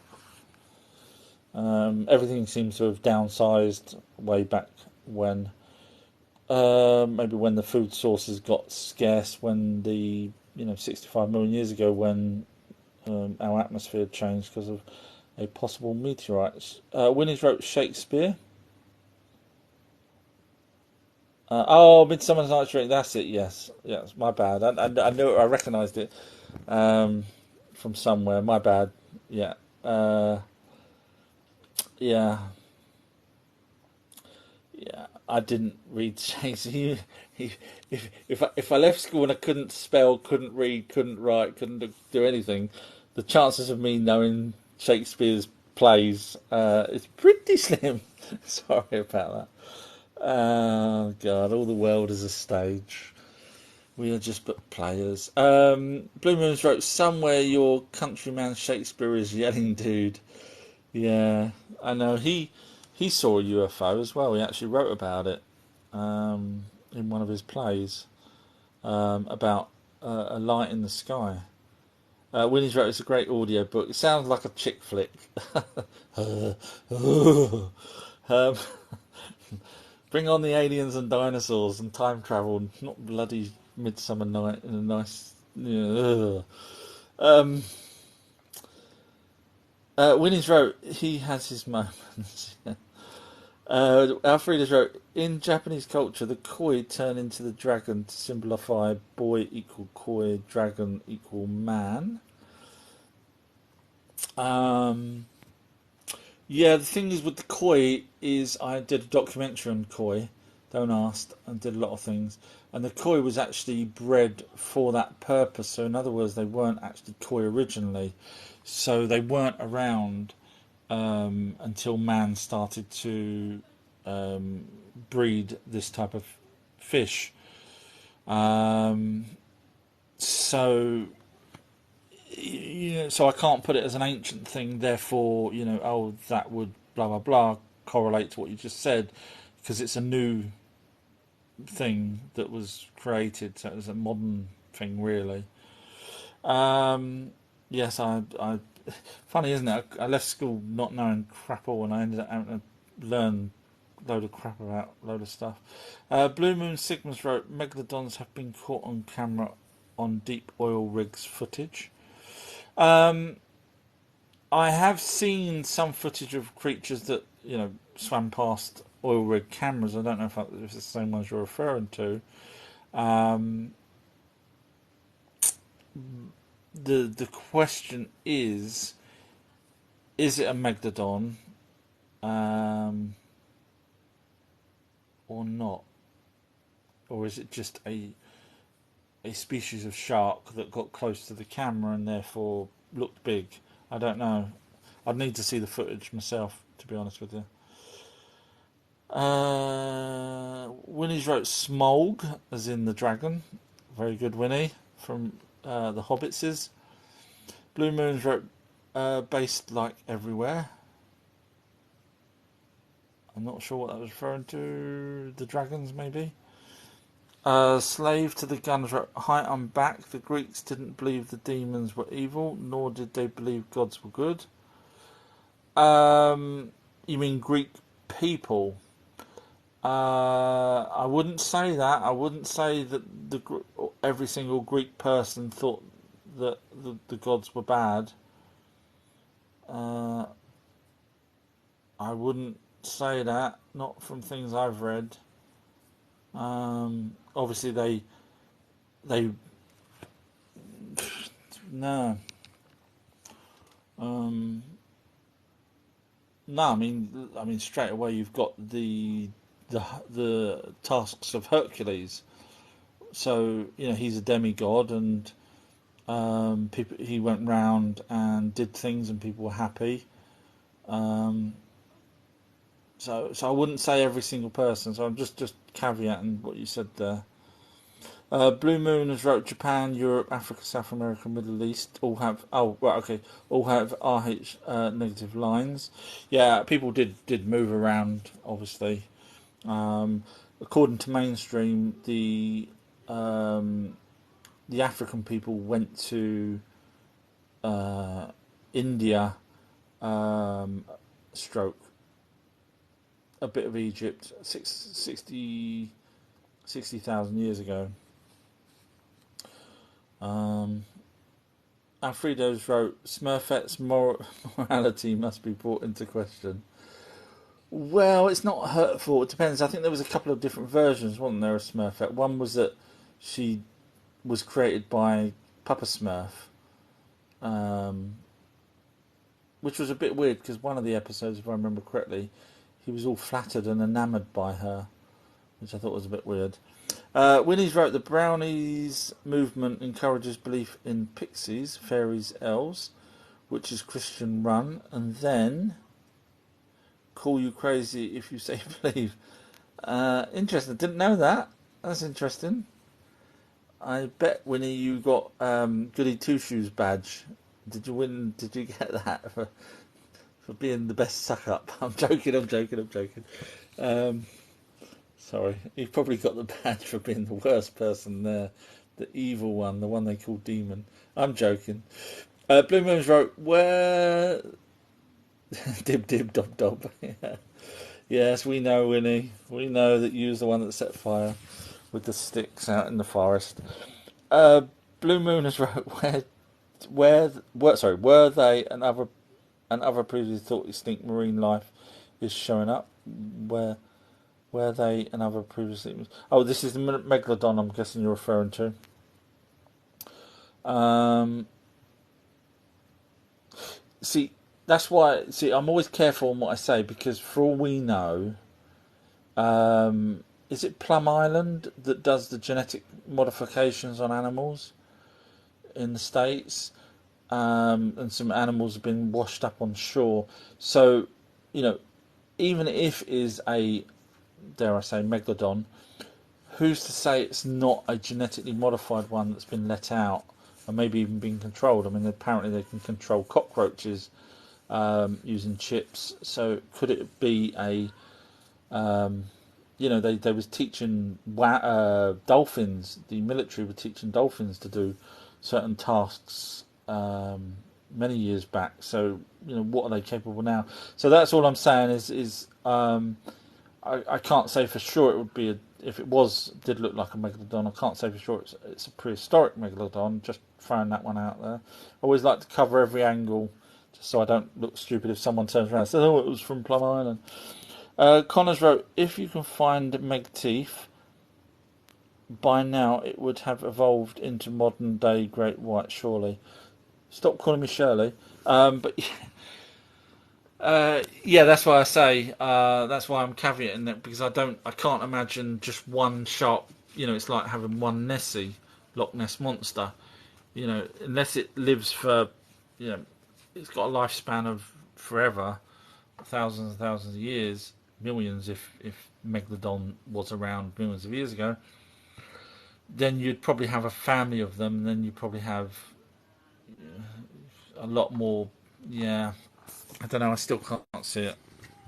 When a whale gets killed by killer whales, the carcass is still floats on the surface for a period of time before it sinks. So I'm just thinking, fishermen, aeroplanes, and stuff might have seen killer whales with half a bite taken out of them. But I don't know. I know sharks are scared of killer whales. I've seen killer whales kill sharks. Blue Moons wrote pockets that were sealed off and have been opened by oil fracking. So I'm guessing you're going along the story of the Meg, the film The Meg, which was an interesting hypothesis. I'm not an expert on the anatomy of sharks, whether they need to actually ever come up to breathe. I know they don't have an air hole like a whale does, but how long can it stay down at the bottom of the ocean for without oxygen, or were they evolved without the need for oxygen, such as I guess crabs, for example, that can happily stay at the bottom of the ocean? John X has wrote, those Hollywood elites seems to be worshipping some sort of devil. You think that's the Dracos? Good question. You're number 4 in the class for that. Sorry, Alfredo's wrote, sharks have gills, man. Yeah, I know, but they still come to the surface, so I don't know whether they jump, because I've seen them jump out the water, so I don't know if they sometimes need oxygen. I don't know. Because my little fish that I used to have used to come to the surface, man. You see my point? And they used to breathe, and they've got gills. So I would say, but like I was trying to put, my point was, does the megalodon have gills? We don't know. That's what I was trying to say. I don't know the anatomy of a megalodon to be able to say whether or not it can stay underwater forever, or whether it does need to go up to get air. So going back to Drinex's point,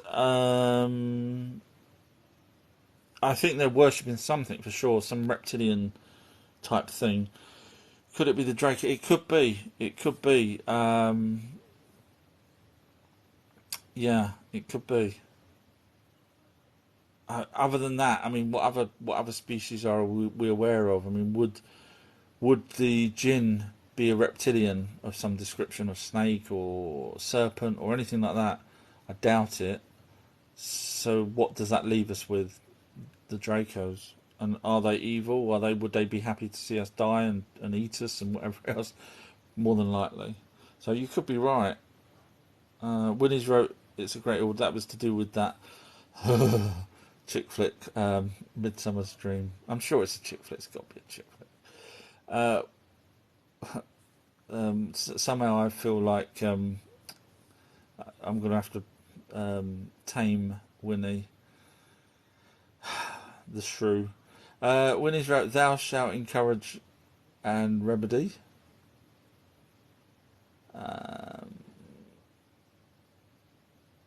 Connor's wrote, "Great White." You'd think that the megalodon turned into the great white. I would, but I mean there are quite a few different species of shark out there. Alfred's wrote, there have been satellite. Thank you, Winnie, the shrew. There has been satellite images that have caught 65 to 75 foot shark in the waters. Interesting. I've not seen those. Interesting. Are they real, or is it people? I don't know. I'm so wary these days of what people can do on computers. Blue Moons wrote, "That big old squid was amazing." Not sure which particular big old squid. Cole P has joined us. Wrote, "Hey, what's up?" Hi, Cole. You should chat to Blue Moon about your lineage, Cole. I mean, she may not know too much about it, but she's got her brain's quite clever in working stuff out, so she might be able to help in some way, certainly with the blood type, maybe. Alfredo's wrote, Smurfette is a well-known strong... Oh, if only I was 3 foot tall. Sorry. Or 3 apples tall. Sorry, my bad. Cole Peters wrote, "Oh, sorry. Oh, the hose of being pre-labelled." Laugh out loud. I'm not sure what that's referring to. Sorry. Blue Moon's wrote, "Yeah, Plum Island." Yeah, got it. Thank you. Yeah, thought it was. And not one plum in sight, I bet. It's like a bloody film, Trainspotting. Winnie's wrote, "Yep, Plumber's Island." Yeah. Winnie, you're just thinking of the men bending over with their cracks showing. The plumbers. Alfredo's wrote, "There was a diver who came across a huge cage with NASA written on it. There was a huge shark in it." Interesting. Interesting, because apparently NASA was designed for underwater exploration first. Interesting. Winnie's wrote, "Some interesting pics from there." What Plum Island, or the plumbers. Alfredo's wrote, "When he came back with recording equipment, the cage was gone." Interesting. Thank you, Whitney. I'd like to, yeah, it's a shame. It's hard, yeah. See, at the moment it's just a story, but I hear what you're saying. If you put enough stories together, it might make sense. V has wrote, "If one makes sense, released from island or escaped." If one, yeah, that's what I was just, yeah, you got exactly what I was trying to say. Yeah, if there's not a family of these giant sharks, then is it possible? Because the creatures that do seem to have washed up on shore, whether or not they're real, I don't know. But if they did wash up on shore and were experiments of Plum Island, they were aquatic, which shows to me that they are genetically messing around with aquatic animals. What better animal to do other than a killer whale than a shark? So yeah. Alfred wrote sharks breach for fun. But yeah, see, my problem is with that is my little fishies do, or when I did have fishies, did come up to breathe, and they've got gills. Melandra wrote sharks are fish.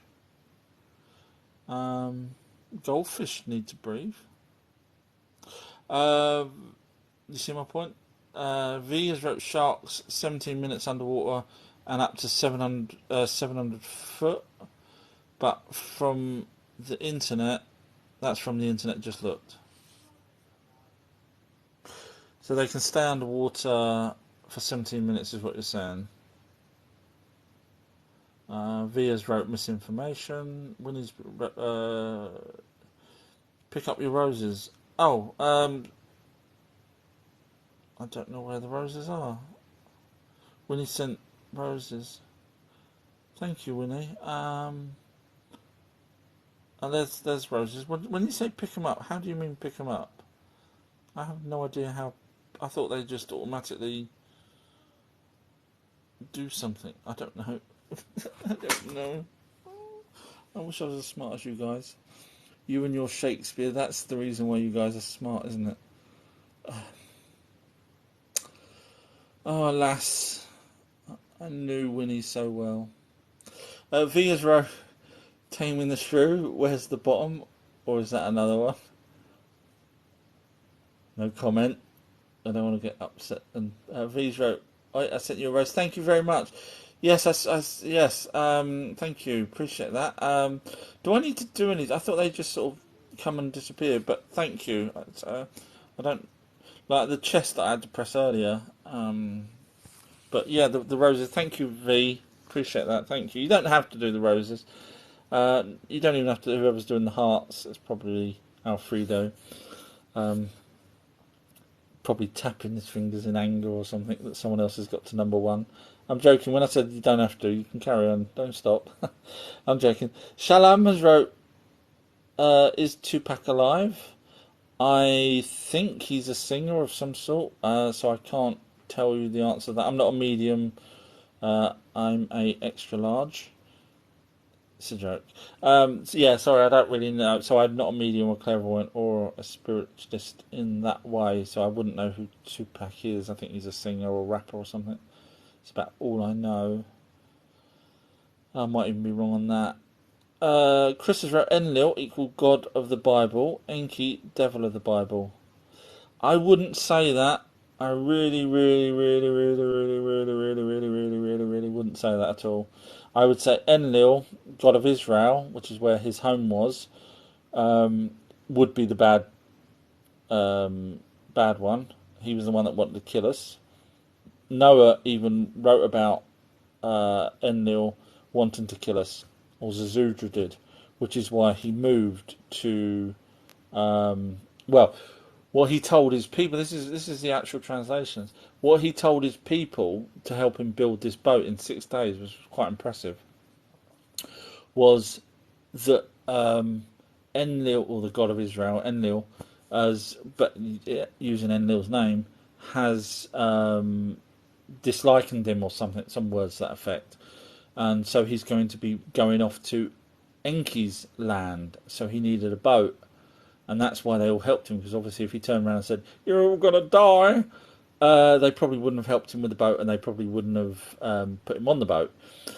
They would have jumped on the boat themselves. So that's what he told them. So that would mean, even Zazudra, Noah, was saying that Enlil's bad.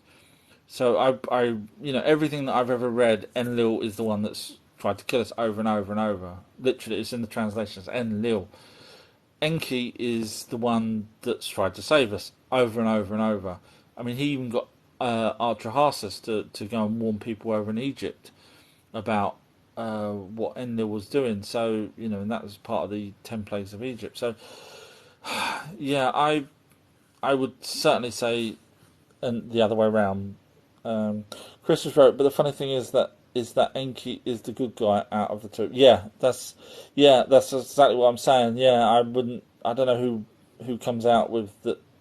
Enki's the bad one, but you're right. You're spot on. Yeah, so obviously you've read that yourself. Blue Moon has wrote, technically aren't both Enlil and Enki bad guys, alien slavers?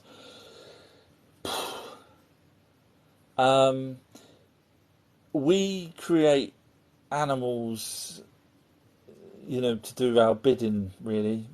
We've created different species of dogs. We've created possibly pigs, domestic pigs. We use cattle. Are we evil? Are we bad for using? Back in the day, we used to use horses and oxes and hobbitses to do our work for us. All right, we may not have genetically modified them and created them for that purpose, but we do use them for that. Does that make us bad? I guess there's a question for each person to answer that themselves. You know, I would, in my own heart, if the animal wasn't in distress and was looked after and didn't mind doing the ploughing of a field or whatever, and then had rests and stuff like that, not a problem using the animal for that. It's when you chain the animal up, like an elephant, like they do in India, and they chain it to its foot, and then they, basically use it, or donkeys. They put so much stuff on the back of a donkey. I've seen that in Tunisia myself. The poor thing's breaking the straw that broke the donkey's back. That, I think, I draw the line at. So, are those people that do that evil, are they bad? I would say yes. That's my take on it. So again, you could be right. It could be that they treated us so bad that should make them evil. So creating us for one thing is just to work is one thing, but treating us bad, then that, I think, would, in my eyes, would become evil or bad. Via's wrote, I sent you a rose too. Oh, thank you, V. Yes, I did see it. I was waffling on at the time, so I apologise for not acknowledging it. Thank you. Winnie's wrote Shakespeare's play with laughing faces. I'm so trying to remember some lines from Shakespeare. Can't remember. To be honest, I'm trying to remember Star Trek: The Next Generation, where Picard quotes it to Q, and that would have been so cool because it would have made it look like I read it, but no, it was Star Trek. Sorry. Moving on. Via's wrote, "You'll get a vase later." Oh, for the roses, thank you. Or I'll probably be buried with them. The reason why I say that is earlier on, every time I made a cock up, Winnie was giving me a rose, and I was getting a lot of roses. Via's wrote, "It's what I got sent. Doing hearts is good, means you get more people in." Oh, thank you. Thank you, whoever's doing the hearts. Winnie's wrote, "Have you..." Oh, wow, it's gone 9. "Have you ever been to a play or ballet where they throw roses?" I have seen it on movies. I've never been to a play like that. No one wants to go with me. I'm all alone. Unless they want to go see Back to the Future musical, in which case that sounds okay. But the chicky flick ballet thing, Men in Tights. I watched Robin Hood in Men in Tights once and never again. That was the movie, Robin Hood Men in Tights. Anyway, Jen X has wrote, "Have you heard of any group that actually is trying to stop what the elites are doing?" I did a couple of times.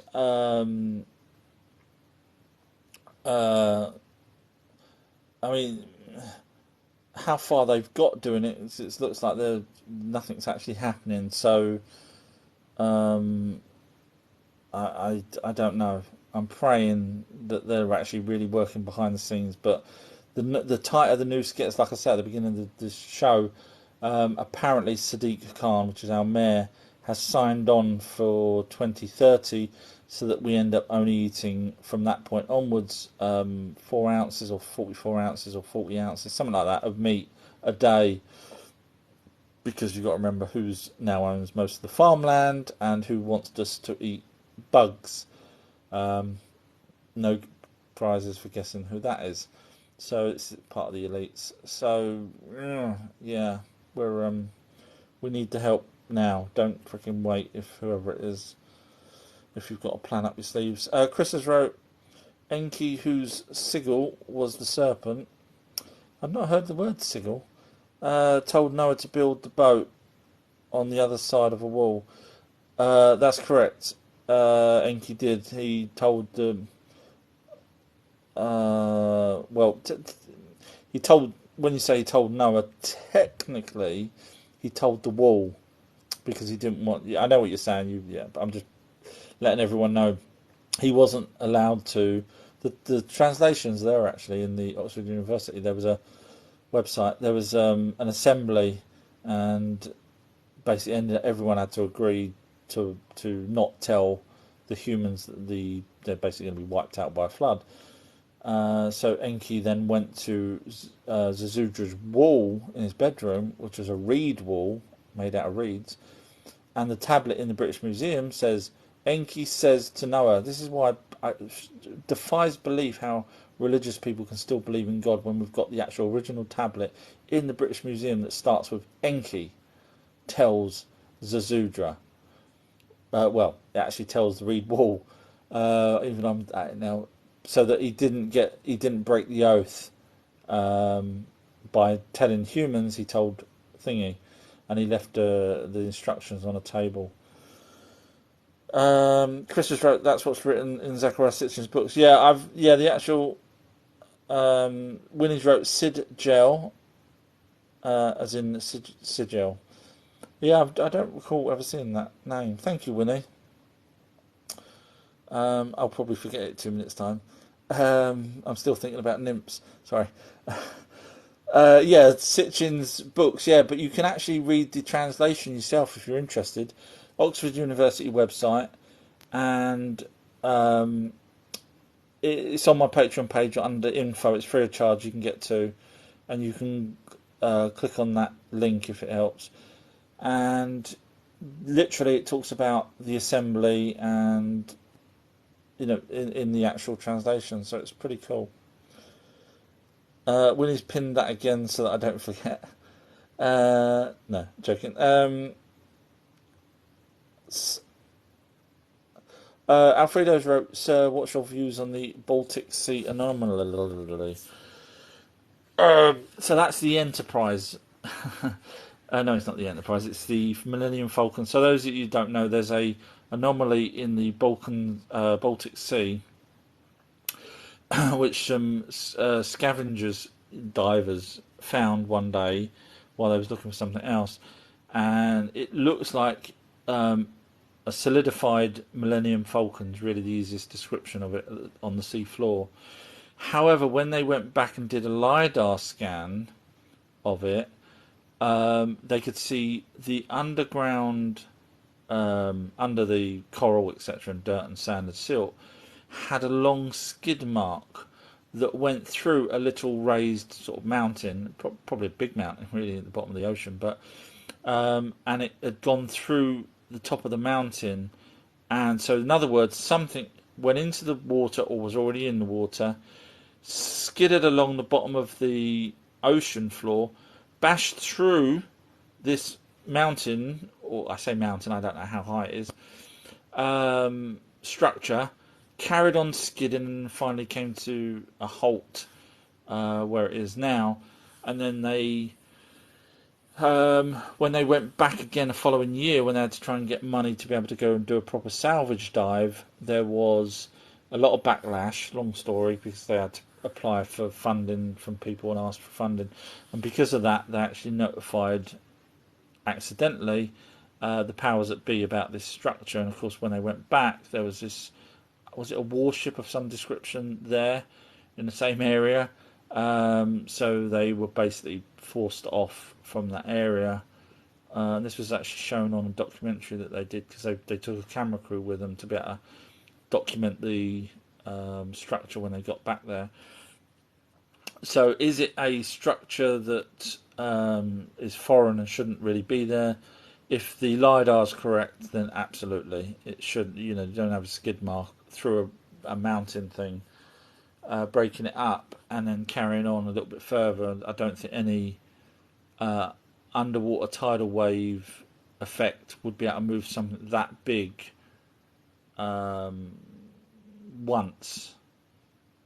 Possibly, maybe, I don't know. I'm not an expert on underwater tides, but it obviously had some power behind it. Otherwise, it would have not gone through the sort of little mountain range type thing it is.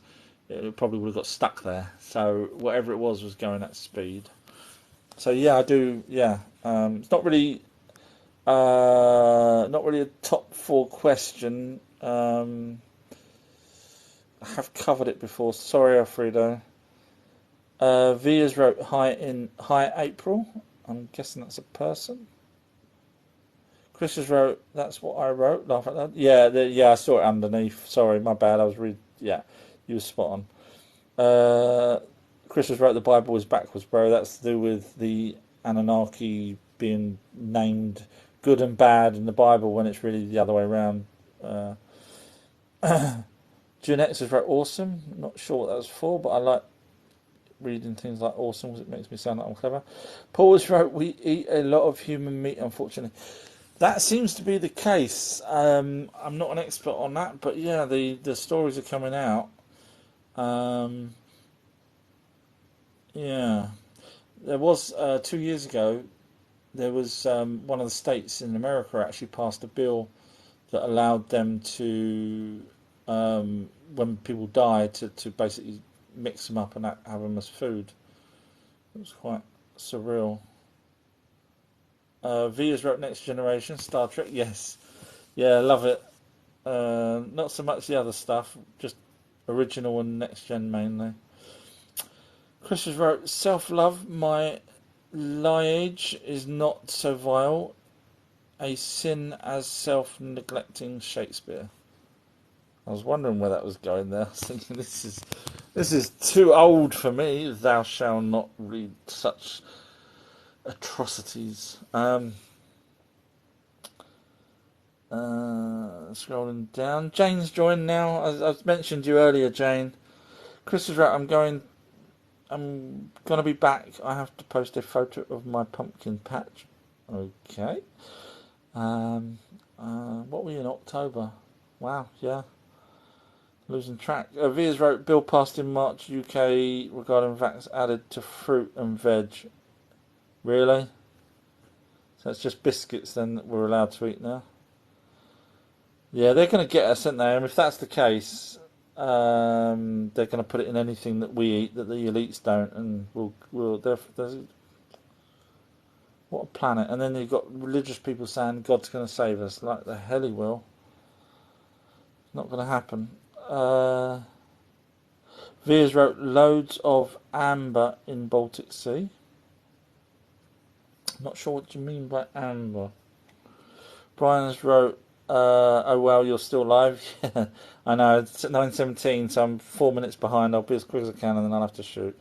Jeanette has wrote, my mother-in-law, who I've known for 20 years, recently told me she has seen orbs on many occasions. Wow. There you go, see? Asked her if, it's a horrible thing to say, but asked her if there was any recent passings at that, when she saw them. Gen X has wrote, sorry, just let yawn again. Oh, sorry. Don't all yawn, because I yawned. Sometimes the orbs look like people she doesn't know that floats in the room, goes through the ceiling. Interesting, it could be spirit guides. Paul wrote, was Thoth a reptilian? No. No, there's people out there, so-called researchers, and let's be honest, they're not researchers. So if they were researchers, they wouldn't come across such thing. I had an argument. I even put a video up where someone had said that and said, "Show me the evidence." And he kept going on about someone called Ishmael Perez. I said, "No, no, no. You've watched Ismail Perez, or you've read where he got the evidence from. Just give me that evidence. Do not send me to a YouTuber. Because if anyone asks me a question, I will never send them to a YouTube video. I can point them direct to the evidence. If they want a YouTube video, I can tell them where my ones are, which points to the evidence, but I can directly point to the evidence." So he should have been able to point to the evidence, but he didn't. He just kept telling me, "Go look up Ishmael Perez." So I have saved Ishmael Perez on my YouTube videos, and I will watch Ishmael Perez. And when I find where his errors are, I will unfortunately have to do a video, because that way I don't get people saying to me, "Is Fofa reptilian?"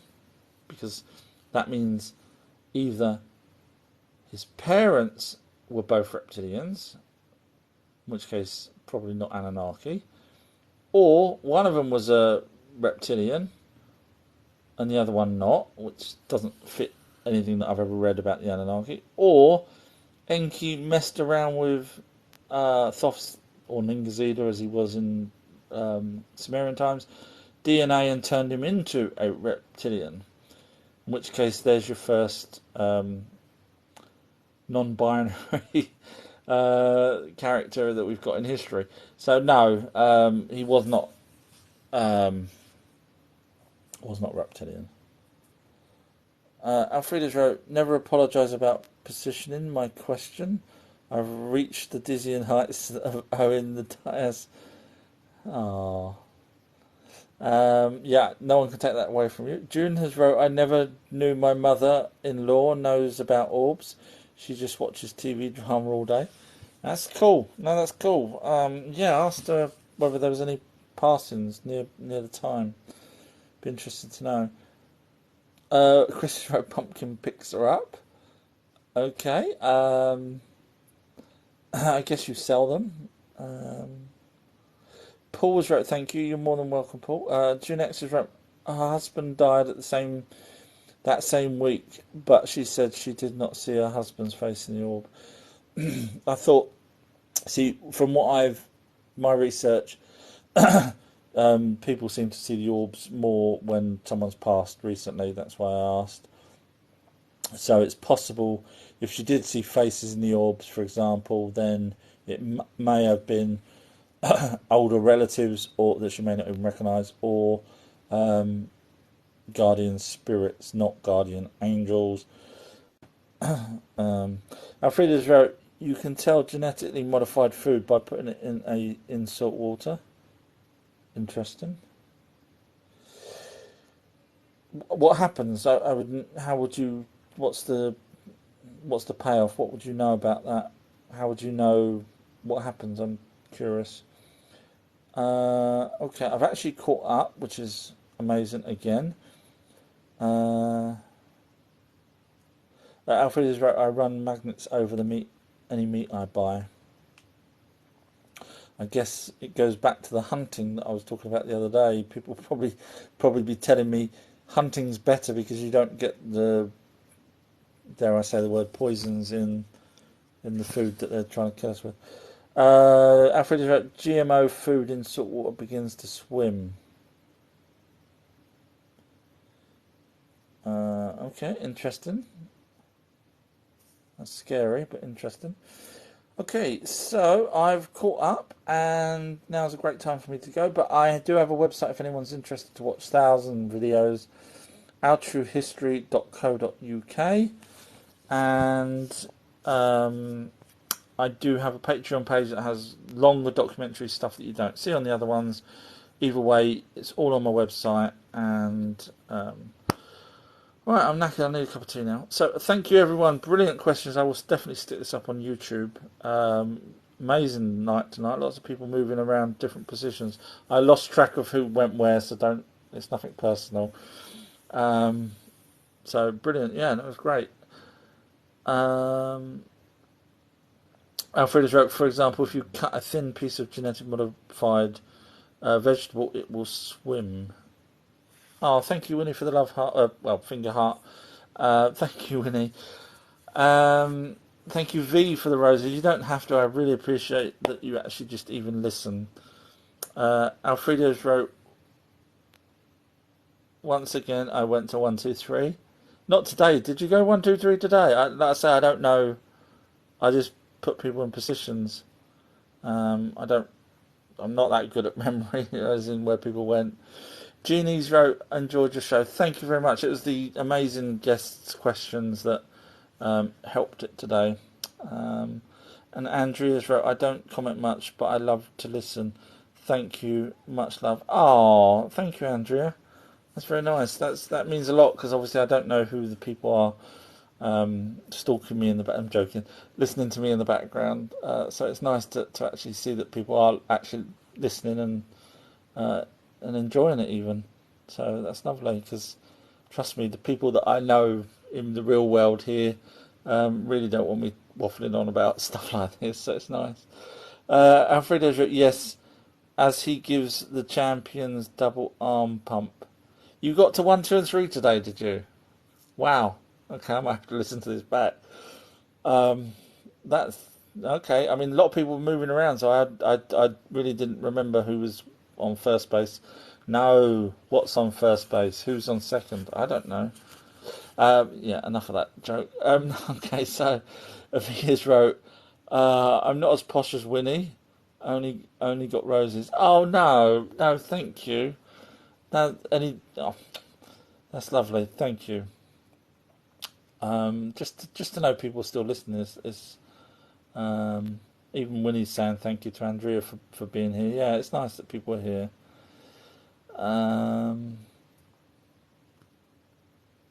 June has wrote, I went 4 and then 4 again. Oh, sorry. I don't know.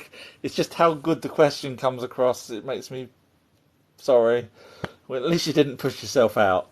Alfreda's wrote, don't even start with who's on first. I don't know why he said that. What's on first? Who's on second?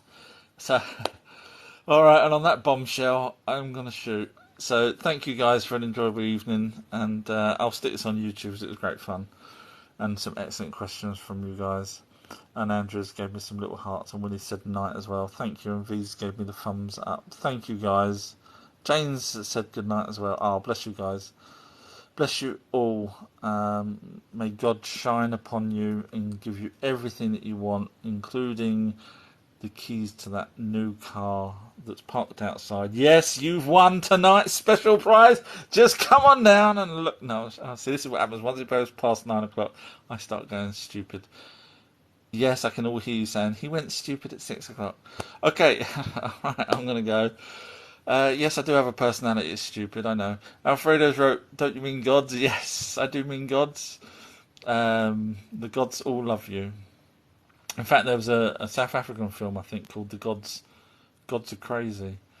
And then there was a sequel to that, Gods Are Crazy 2, back in the 80s. Anyway, I shall go and study my Shakespeare. Thou shall not study Shakespeare. Sounds boring. Don't want to read it. Mark wrote, my last name, meaning Valkyrie's friend. Oh, that's cool. That's cool. Alfreda's wrote, the gods must be crazy. That's it. Yes, well done. Good memory. I think it's South African, or was it Australian? Something like that. Yeah. Brilliant. Okay. All right. I will have to go because I'm sure Clark's probably eaten everything in the fridge by now.